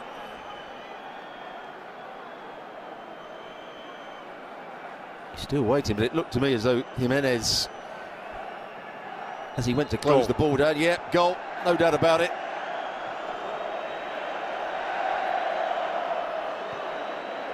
The boys Surely in the studio didn't think it wouldn't go to extra time. Yeah, they were pretty sure, weren't they, the boys in the studio, that they were in for the long haul. ESPN FC to follow.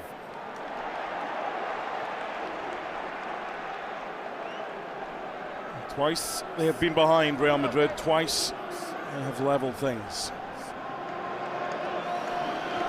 What do you do now if you're Simeone? Do you stick or do you twist? I'm not sure he's calling the shots now. Players have to make decisions when things change that quickly. They've just got to pick the right times to go and press the ball and play high up the field, the right time to make their forward runs. Oh, that's a nasty one. Tchouaméni into the book. Silly challenge, really. Tchouaméni sliding in. Catching Lino, who's been on the end of a few challenges. It's a tight one, look at that. It is, yeah. He's just in front of the ball, so he would have been offside had Jimenez, who was doing the right thing. He's trying to close the ball down and stop the ball coming into the box, or stop Bellingham getting his shot away.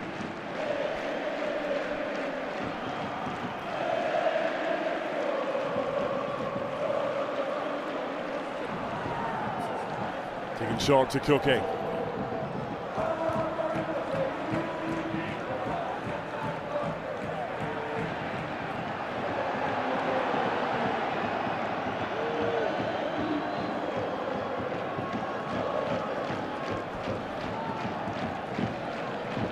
For the goal, you have to say it's very good play from Vinny Jr. Bellingham, as he's done all season, making good runs into the box. I still think he's going for goal himself and trying to open up his body to wrap his right foot around it. It comes off his laces almost, and it slices to Joselu.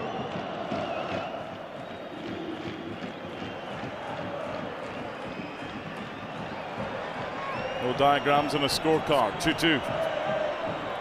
Dribbling out from the back. Nacho to Rudiger.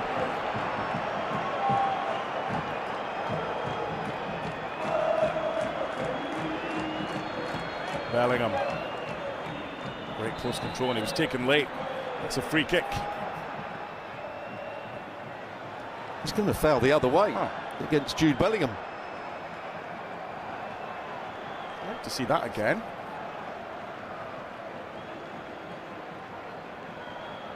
Yeah, lip readers among you. We don't need to translate. Stewart. He's passing the ball. Come on. That's a shocker by the referee. Or is that just me? No, it's a shocker. The fact that it's not even a foul because he's the player passing the ball. And then he gets a yellow card for it. Unbelievable decision, in my view, by the referee.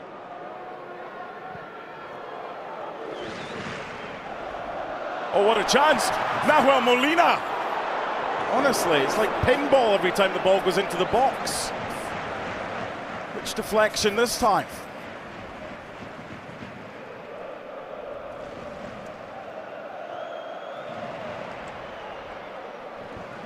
It's very watchable chaos. We've got no idea what's coming next. Axel Witsel, Koke, Molina.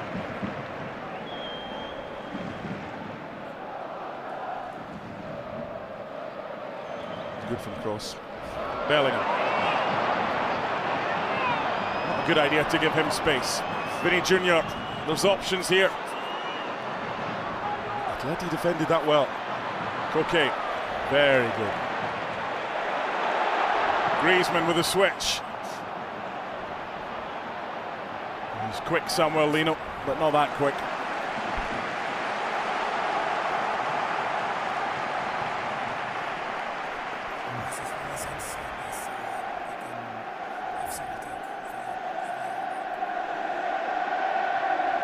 Atleti is the cry at the Metropolitano.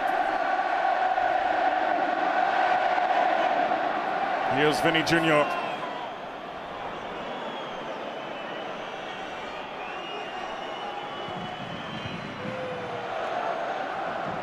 Tchouaméni. Bellingham. Some tired legs out there. And unless there's another goal in normal time, there's another half hour to play.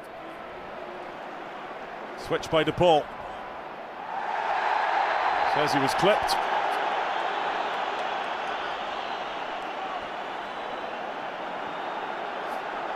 Carvajal, the player that's got the yellow card. Good bit of play by De Paul. He played the ball wide and continued his run. But Nacho was coming across. Carvajal didn't need to make the challenge.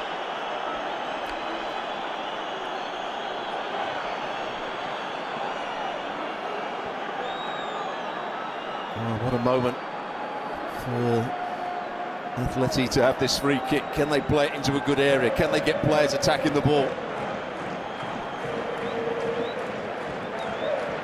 When we were in San Francisco for La Liga Summer Tour, Rodrigo Riquelme played on the right-hand side. The likelihood is, given that he's come on and played this season on the left-hand side, Samuel Lino will be the player to make way. That's all still to come. Antoine Griezmann.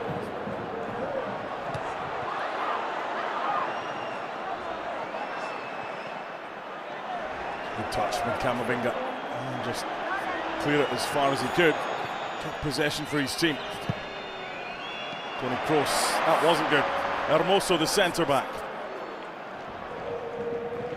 De Paul, Koke. Very narrow down this right-hand side.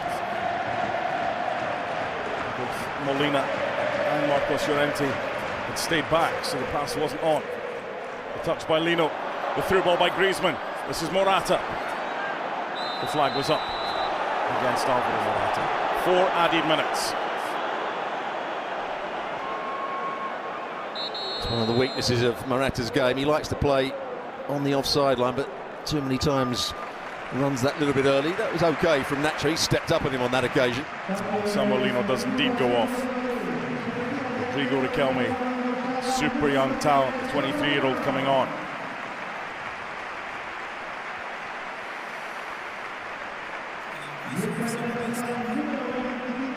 What's Stuart Robson's crystal ball saying right now about who goes through to the quarter-finals?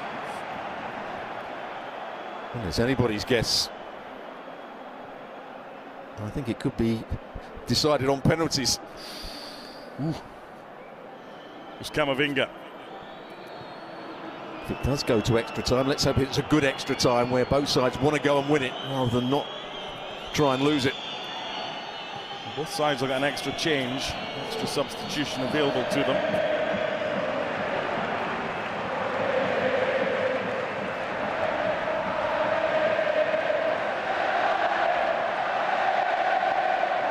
Oh, Vinny Jr., super skill. The cross didn't match. And by Camavinga headed away. They've defended a lot better. Oh, now the referee's slipped. Thought for a minute he'd done his hammy. Vinny Jr., Camavinga is out-muscled. That's not a good clearance by Molina. Tchouaméni, Bellingham. Rudiger. Down goes Bellingham. Vinny Jr. back post. All Black did enough. Oh my word. That's in total keeping with this crazy game. Real Madrid corner. I have to say it's a really good ball played by Rudiger. I thought he'd overhit it to start with, but he sees Vinny Jr. coming round the back. And Vinny Jr. does well just to keep it in play here. And Witsel plays it onto his own play, could have gone anywhere. It's the best that Vinny Jr. could really do. Not a great clearance from Witsel. 7th corner, Real Madrid. Atleti have not had one. Back in by Carvajal, flick on by Nacho. Down by Bellingham. Rudiger's getting nothing for that. Less than 60 seconds of the 4 additional minutes to play. It is a minimum of, remember. Nahuel Molina.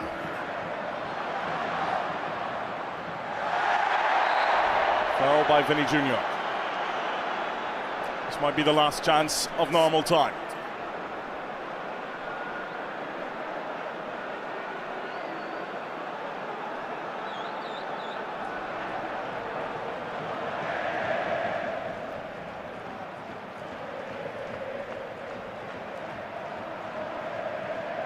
Marking a technical area for Diego Simeone's pointless. He just does what he wants. He's on the pitch there for a minute.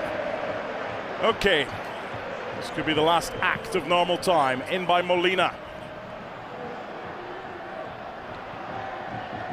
Morata. De Paul. Molina. How high can you jump? Into the arms of Lunin. And that'll do us. To extra time we go. I'd love to say it's a surprise, but history will suggest that it was going to happen for the 8th game in a row when these two sides have met in a cup competition in a single elimination. Off to extra time. Before we begin that, here's the ESPN FC with Dan and the gang. Dan.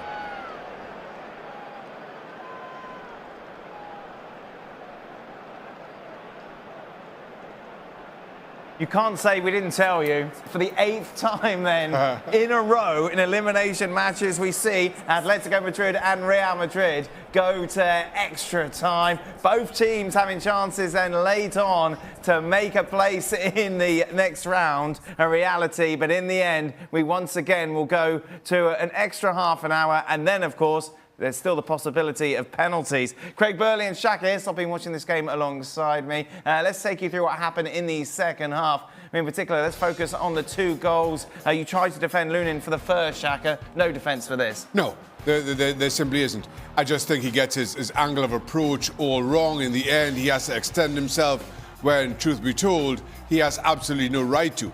Even then, in extending himself and having to go to ground to cut this ball out, he for some reason palms it, and it's right into the shins of Rudiger, who, well, inadvertently assists Morata. That's on the goalkeeper. And then what an impact from Joselu. Bellingham's shooting here, isn't he, Craig? I think so, yeah. No, he's not.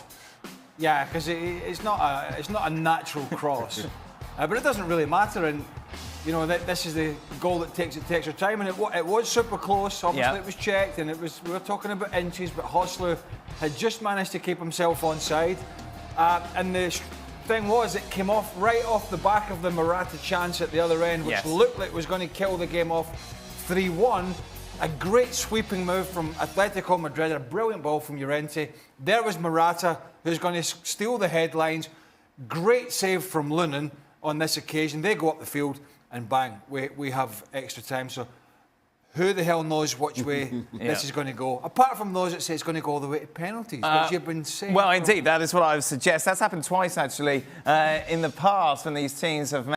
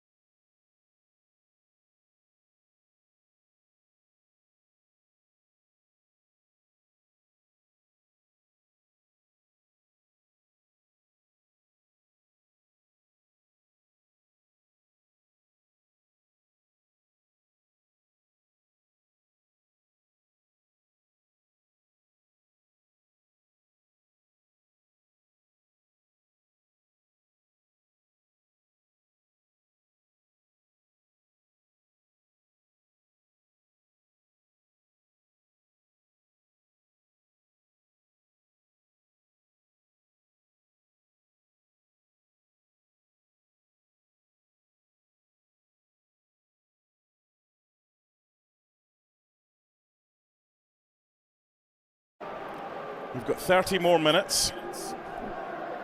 Real Madrid's approach after the equalise, so for the last 8 minutes of normal time plus added time, they weren't as gung-ho. Atleti, they were a little bit more adventurous than they had been when they were defending the 2-1 lead. What are you expecting from both sides in this first half of extra time? I have to say caution more than anything else. So often in extra time Teams are worried about losing the game. Lots of players talk about they don't want it to go to penalties, but they play as if they want it to go to penalties. Let's hope that's not the case here. Let's hope that Atleti don't defend too deep, but they do get their front two working with each other. They can get Molina going forward. And for Real Madrid, Toni Kroos to dictate the play and keep switching it out to Carvajal and getting crosses into box for Joselu. Vinny Jr. down that left-hand side against Witsel.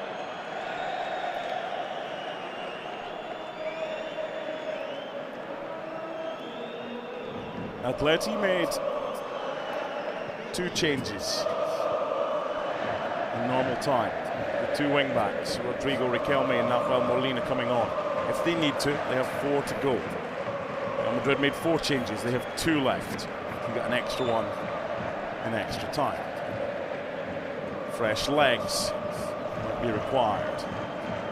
As far as Real Madrid's bench is concerned, options pretty much limited now. They brought the ones that you thought they were going to bring on.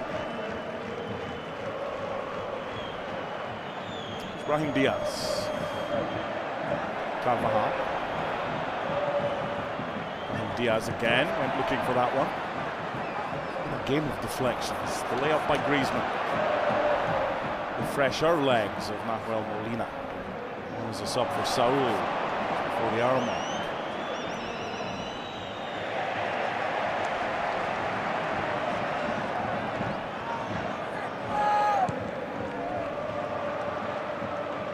Rodrigo de Paul. That run was on, it was made, and the pass finds Antoine Griezmann. He's got Morata in the middle. He's also got Camavinga to get round. Molina. Rodrigo Riquelme.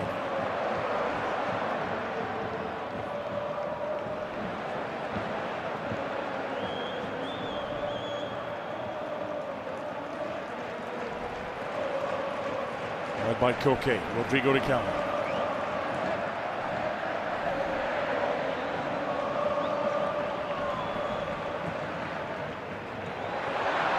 Shoot is the cry, the save falls perfectly for Lunin. Good play from Atleti, just playing around the edge of the box. Good strike as well, Llorente. Brahim Diaz, Jude Bellingham, effortless. Vinny Jr.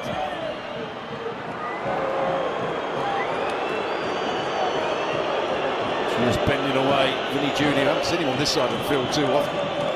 He's usually cutting on his right foot from the other side. Here's the strike from Llorente. Just slices across it, hits it with power, but straight at Lunin. Just about soft enough hands to not let it get too far away from him. Yeah, he did find that. 17 shots on target, 25 in total. We have to have a winner today. A long way out from Tchouaméni.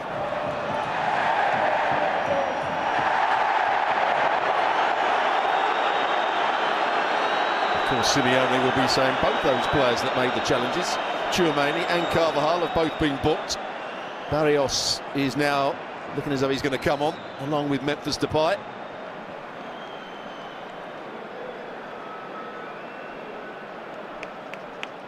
Just an arm out from Carvajal, so he's going to be careful. Yeah, Tchouaméni booked after 85, Carvajal booked after 89.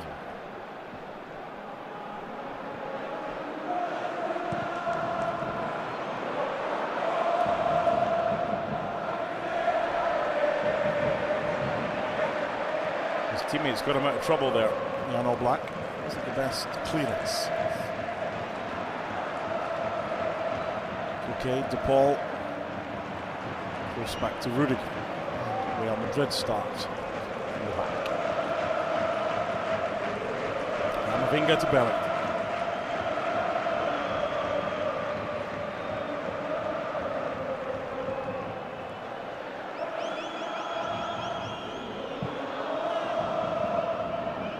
Dani Carvajal.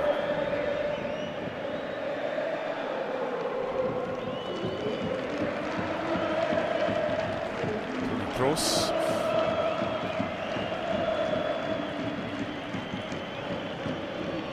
Tchouaméni. Morata back into trouble.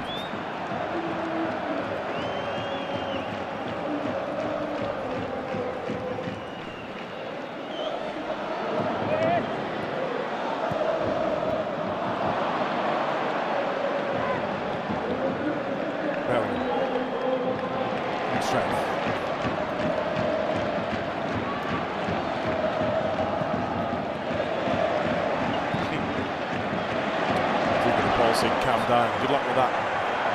Griezmann. Morata. They've left themselves with 4 forward now, which means only 6 outfielders. Initially we're back.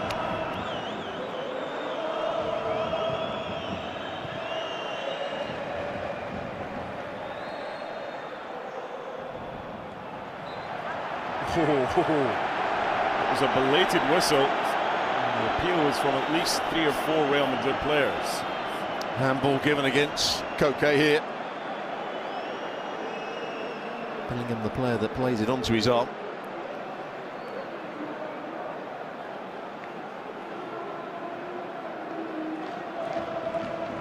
Chance for Toni Kroos to bend this ball into a dangerous area.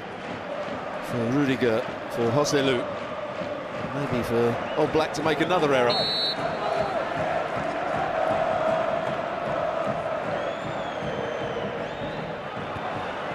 Again, defended well by Atleti. Rafael Molina.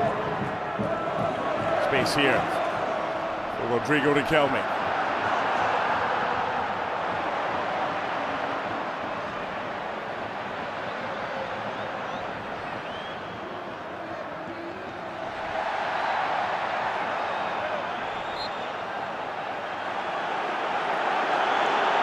Well, Brahim Diaz, for me, got a bit lucky there. You play to the whistle. Now the change can be made. Barrios and Memphis. Morata's race is run.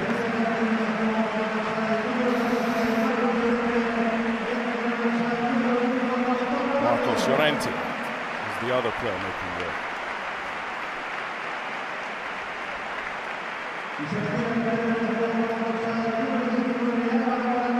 to see Pablo Barrios back. Had a meniscus issue and was ill this week. He declared himself fit. Now, if you know what's coming next with Memphis, then you're a better person than I am, because it could be anything. Griezmann's playing much higher up the field in this extra time, which is good to see. Memphis will play, or try and play up alongside him. And there's a mistake by Tchouaméni.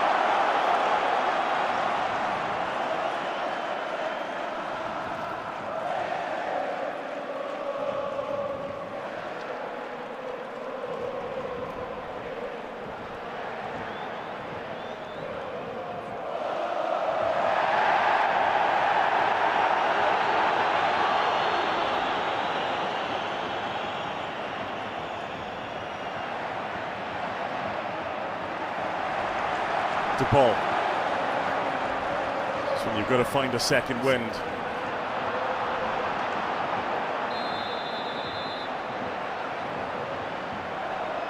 Well, De Paul has caught Carvajal, who's obviously going to try and make the most of it. It was a foul. I think the referee is very aware that he's booked a lot of players now. Just a fraction late. Treads on his foot.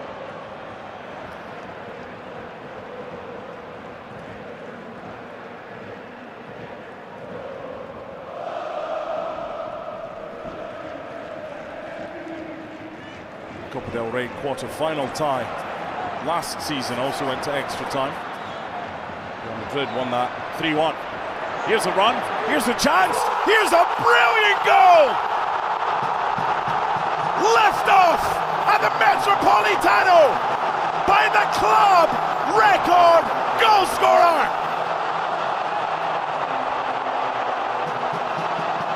And that's why you want him playing higher up the field, because that's what he can do.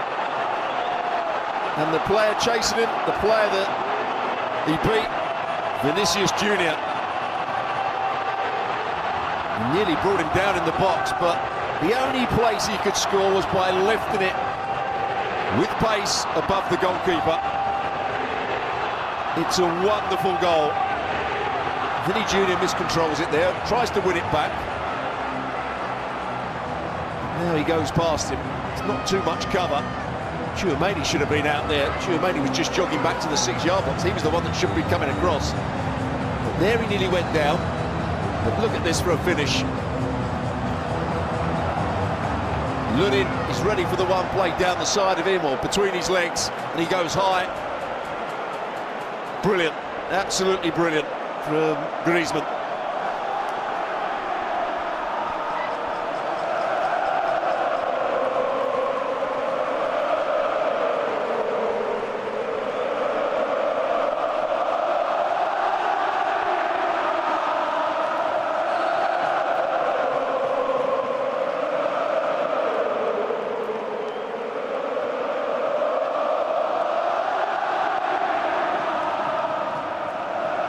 If that is to be the winner, it's a goal fit to win any cup tie. There's still plenty time remaining, but Antoine Griezmann, take a bow. His 9th goal in El Derby. And that's up there for the quality of finish. There was only one winner when it was the number 7 attacker against the attacking number 7 who was defending. Griezmann against Vinny Junior, and now Griezmann into the book for his celebrations, taking his jersey off at standard. For the 3rd time in this game, Atleti have the lead. Can they hold on to it this time?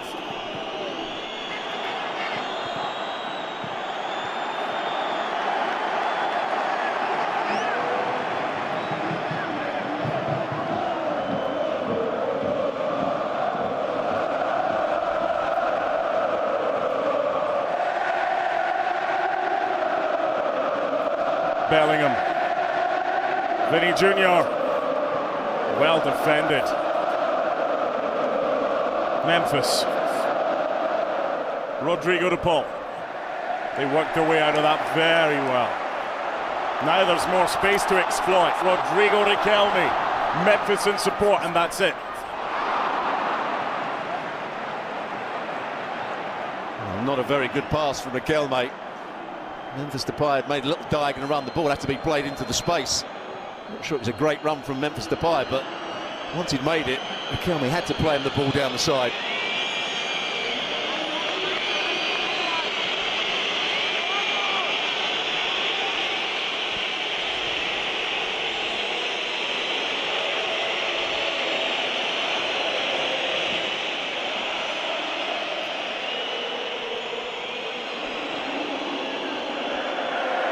That was a great goal, you have to say, from Griezmann.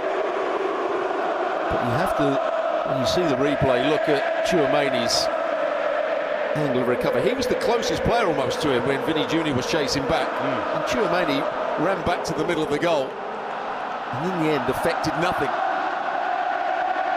The scarves are aloft above the heads at the Metropolitano. Brahim Diaz.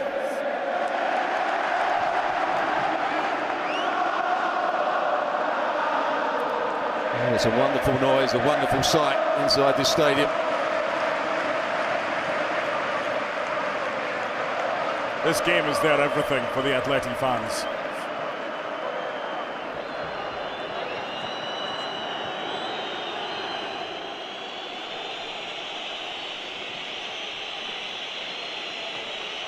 Carvajal.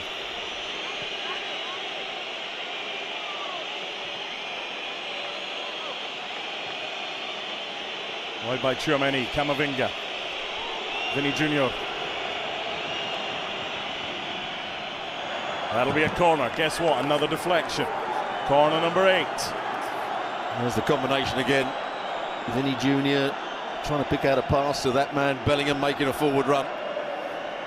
He's the one separating the two sides at the moment, Griezmann. And by Camavinga, away by Koke.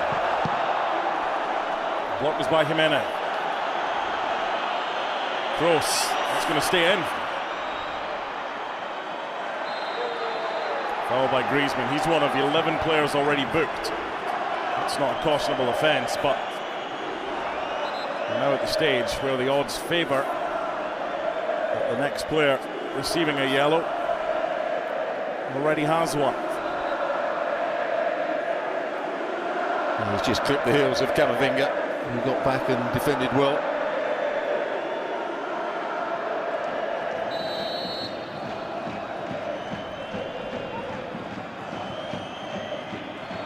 Oblak elects to stay. Which is probably the best idea. That'll do us. Half time and extra time. Atleti 3, Real Madrid 2. Okay, Stuart Robson. While the ESPN FC gang take a breather, they'll be back at full time. Your thoughts on what we've just seen in the first 15 minutes and overall, for anyone joining us late, what type of game have they missed?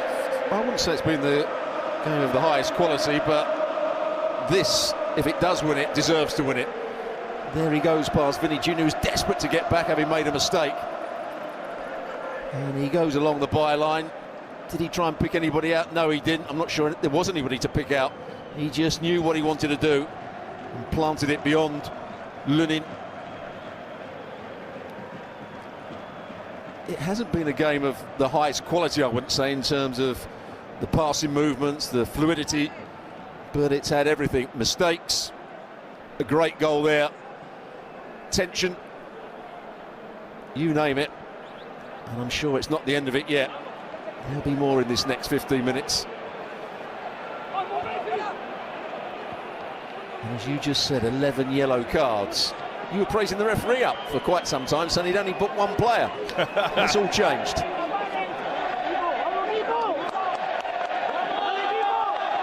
Yeah, there was one yellow card in the first half, and then he went nuts. An episode of Oprah. Or would you say the players have gone nuts? I would suggest that's been the case. There was a fight on the bench as well, or a bit of aggro on the bench at the end of 90 minutes. Oh, by the way, Simeone makes it 12. 11 yellows to players on the field and 1 to Simeone. Ceballos is coming on. And it looked as though it was Nacho that was going off. Central midfielder Dani Ceballos.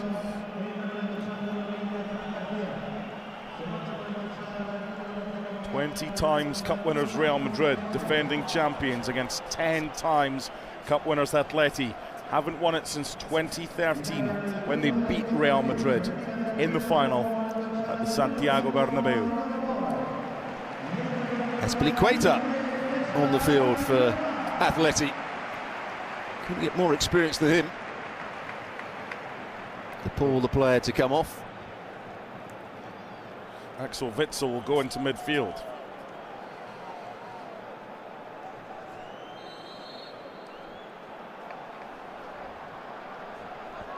Fran Garcia, another player that's come onto the pitch.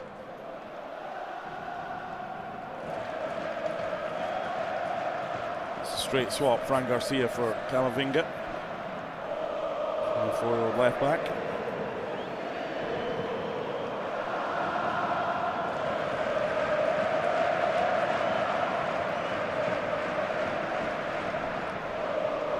"15 more minutes. No further goals. Atleti go through.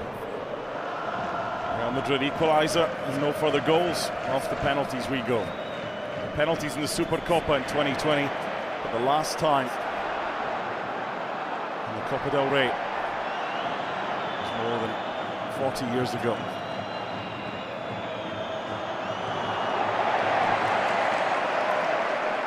I'm not sure Simeone would have been too pleased with Azpilicueta there. He made a big overlapping run. They lost possession. He was 30 yards out the game.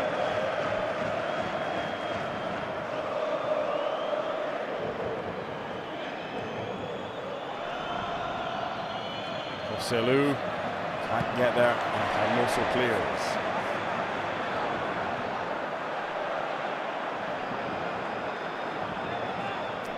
Tchouameni playing at the back with Rudiger now. Fran Garcia at left back. I was going to say Carvajal's playing at right back, but he's really playing like a right winger now. Here he is. He's given the ball away.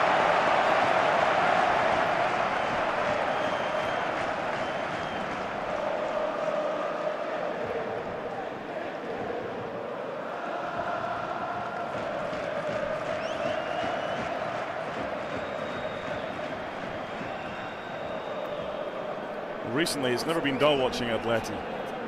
Whether they're pushing for a winner against Girona and then concede and lose 4-3 at Montilivi, or whether it's a 5-3 loss against Real Madrid in the Supercopa.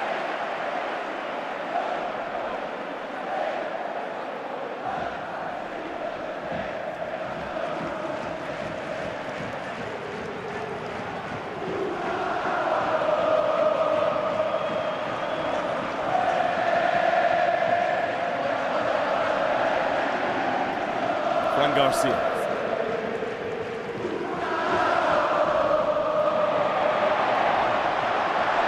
That might be revisited. Referee says he's seen it. Griezmann.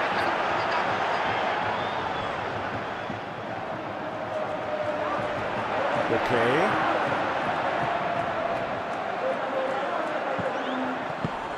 That's good hands from Louis. That could easily have bounced off his chest. There's Toni Kroos.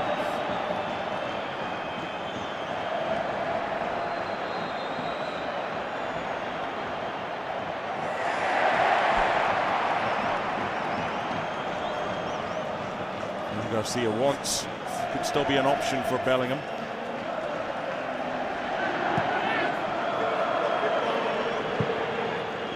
And Ceballos. Oh, what aerial clearances today have been pretty good from the Atleti defenders. Witsel has indeed gone into midfield. Spilicueta going in at the back.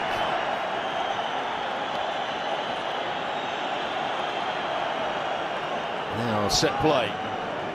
Can they make the most of it here, Real Madrid? Corner number 9.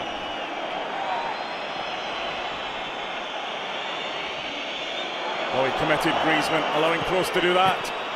The flick towards goal, and All Black, right place, right time to deny Jude Bellingham. He just didn't have enough pace on it. Good play, Toni Kroos. Threatens to cross with his right foot. Not good defending by Griezmann. And he just plays it into a good area, and that's what he does so well. Jude Bellingham seems to know where the ball's going to go. Got across the front of his marker. Not quite the clean contact he was looking for.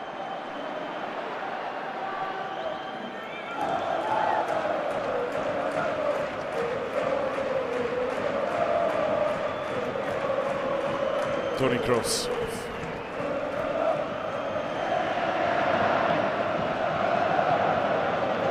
Bellingham.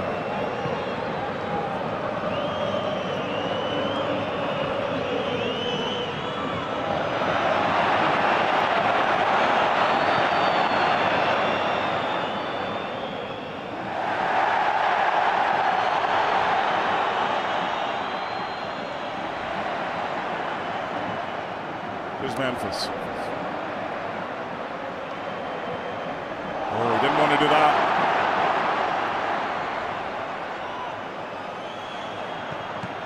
The deflection, Bellingham, big chance. Oblak to the rescue. 3-3 offside. Flag is up. Alejandro Esteves Iglesias is the assistant on the far side who's raised his flag, and it is being checked. Well, it's not Ceballos that was offside. Could well be that it was Bellingham. Oh, a load of things went on here. Bellingham there. I think Bellingham could be just offside. And there you see it was a good effort actually by Bellingham to adjust his feet and get the shot away, but I think he could be the player that was just a fraction offside, the top half of his body. That's what they're checking. Bellingham looked offside. Bellingham was given offside. But was Bellingham offside?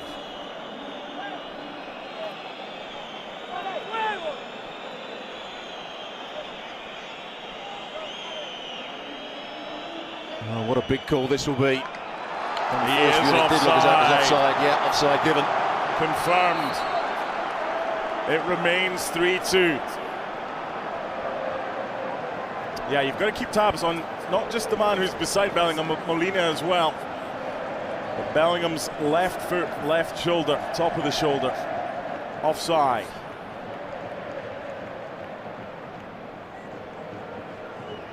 The roar when the assistant put his flag up on the far side was up there with the goals that have been scored by Atleti today.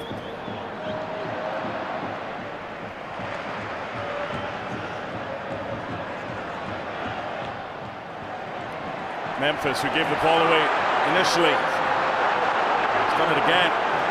Oh, he goes sliding in there. That's a nasty looking challenge on Bellingham. I don't know if that was behind the referee's back, but that's why he's got help from his assistants and the fourth official. Vinny Jr. runs into a brick wall.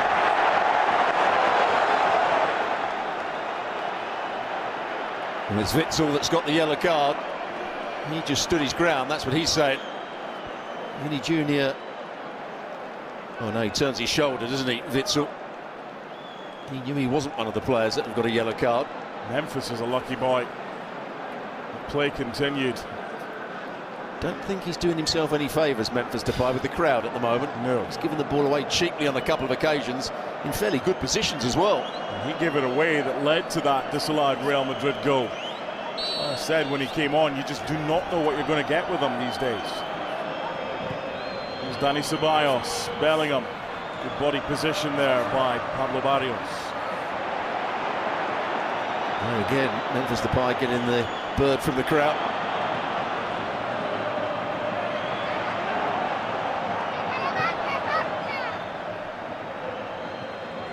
Led by Brahim Diaz. Carvajal. Good header away, Jimenez. It's good composure by Griezmann. Better from Memphis. Griezmann. Rodrigo Riquelme against Tchouaméni. Looking for help from Memphis. I don't know if Memphis did enough there to give Riquelme an option, so he was left with that. Well, the last run he made, he tried to run across, and it wasn't the right run. We get confirmation of the offside. On the change shortly. Here's Fran Garcia. 6 changes have been made by Real Madrid. Atleti making their final one.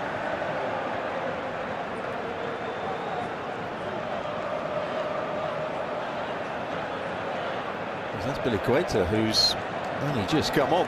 That's in a bit of trouble here. Well, they have options, so Yunchu and Savic. Savic is coming on. He's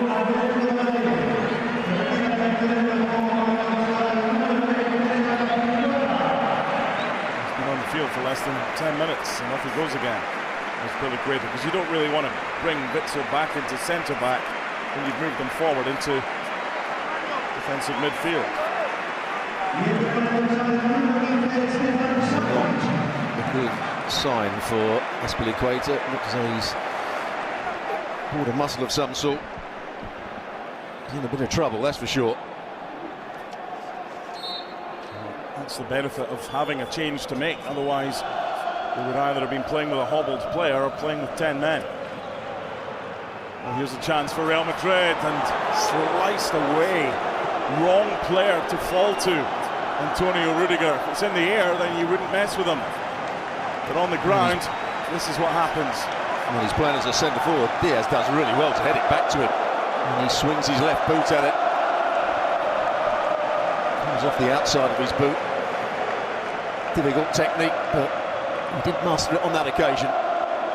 He's going to play as a centre forward almost at times now.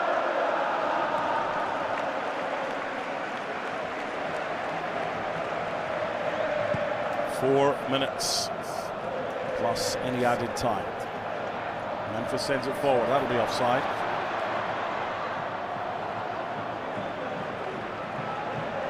There you go. Dani Ceballos with space. Toni Kroos.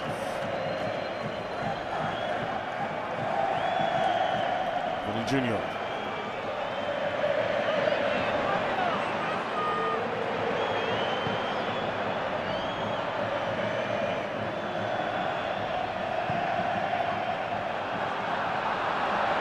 Just on Savage. Didn't get a call. Nervy moments out there. Wide by Tchouaméni. Another cross comes in that's headed away by Atleti. Oh, Pablo Barrios. He's got the fresh legs. Just missed out on a break of the ball. Back to the other end as the pendulum swings in Real Madrid's favour.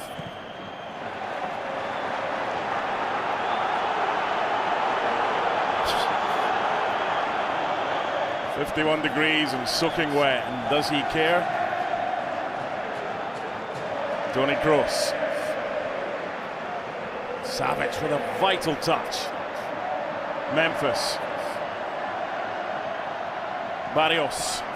Griezmann staying onside, looking along the line. Molina. He's lucky that didn't end up at a Real Madrid player after the deflection. Savage. They want a free kick, they don't get a free kick. Molina. Here's the chance. Memphis with support. That'll do it. Game over. Atleti have knocked out the defending champions, and that's what it means.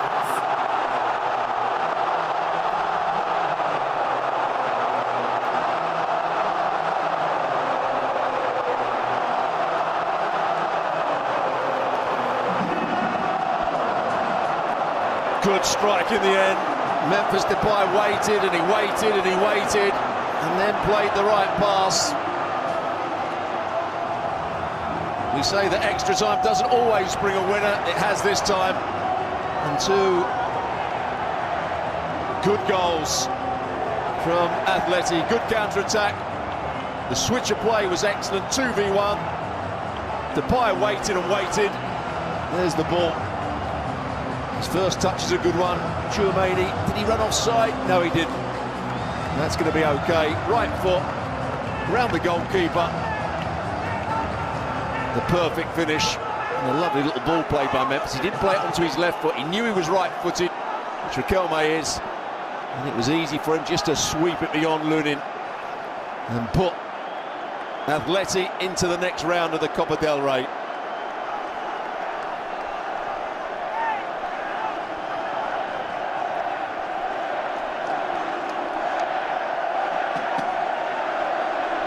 There won't be a 21st title for Real Madrid this season.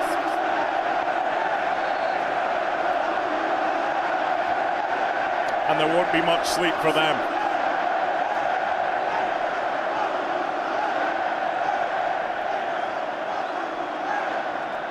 Into added time and extra time. Bellingham. They concede 5 goals in Riyadh to Real Madrid. Can they defend? How are they going to defend better? How are they going to stop Real Madrid? Well, they've found a way today. Look at Simeone.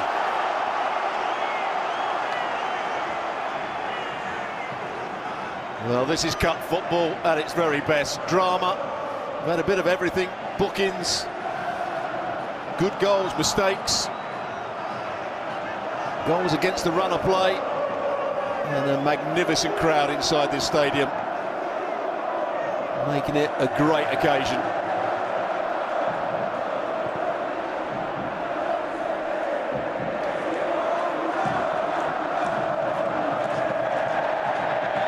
Free kick Atleti, 2 added minutes at the end of extra time.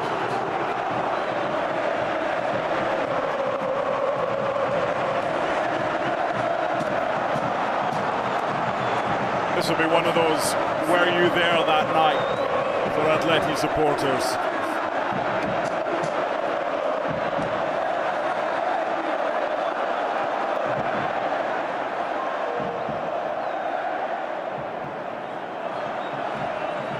Well, the goal that really won the game for Atleti was a moment of magic from Griezmann. I was critical of him in the first half, not making enough forward runs, not affecting the game. But that was the goal that changed everything.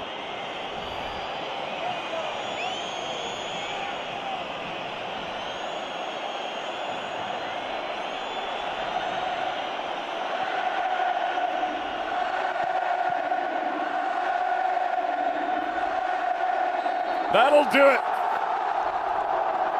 The cup holders are out, beaten by their city rivals. And for the 11th time in the Copa del Rey, Atletico Madrid have got the better of Real Madrid.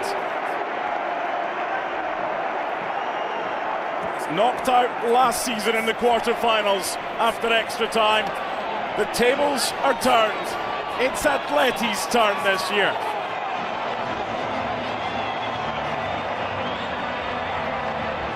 What a game. My thanks to Stuart Robson. It's finished at the Metropolitano with the Atleti anthem ringing out. Atletico Madrid 4, Real Madrid 2. ESPN FC is next.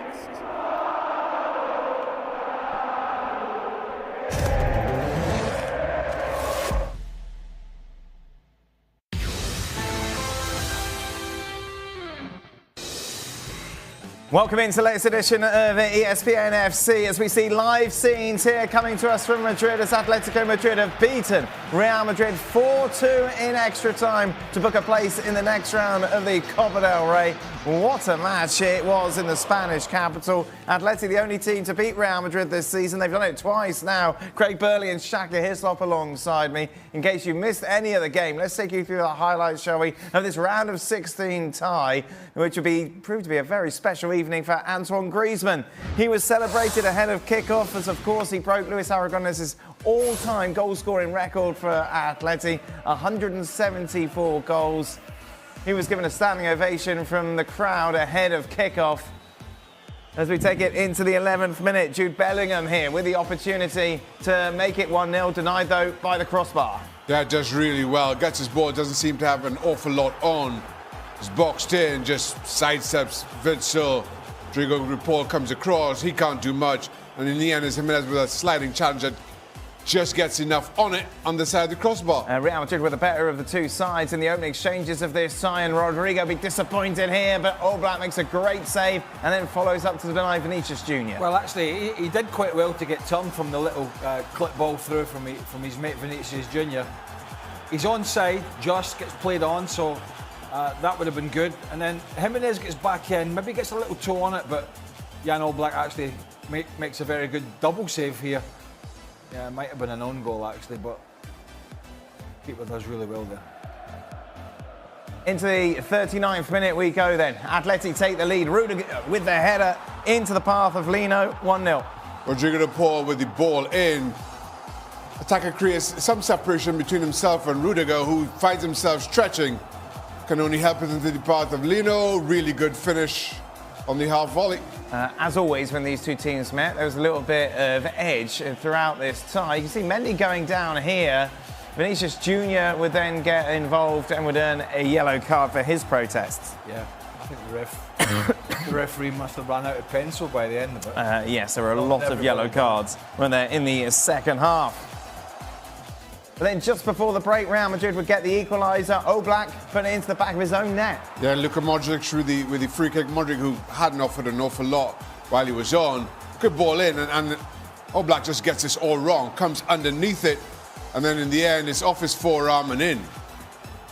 So Real Madrid then starting the second half, looking to keep that momentum going their way. And Rodrigo with the opportunity here, but it's denied by the post.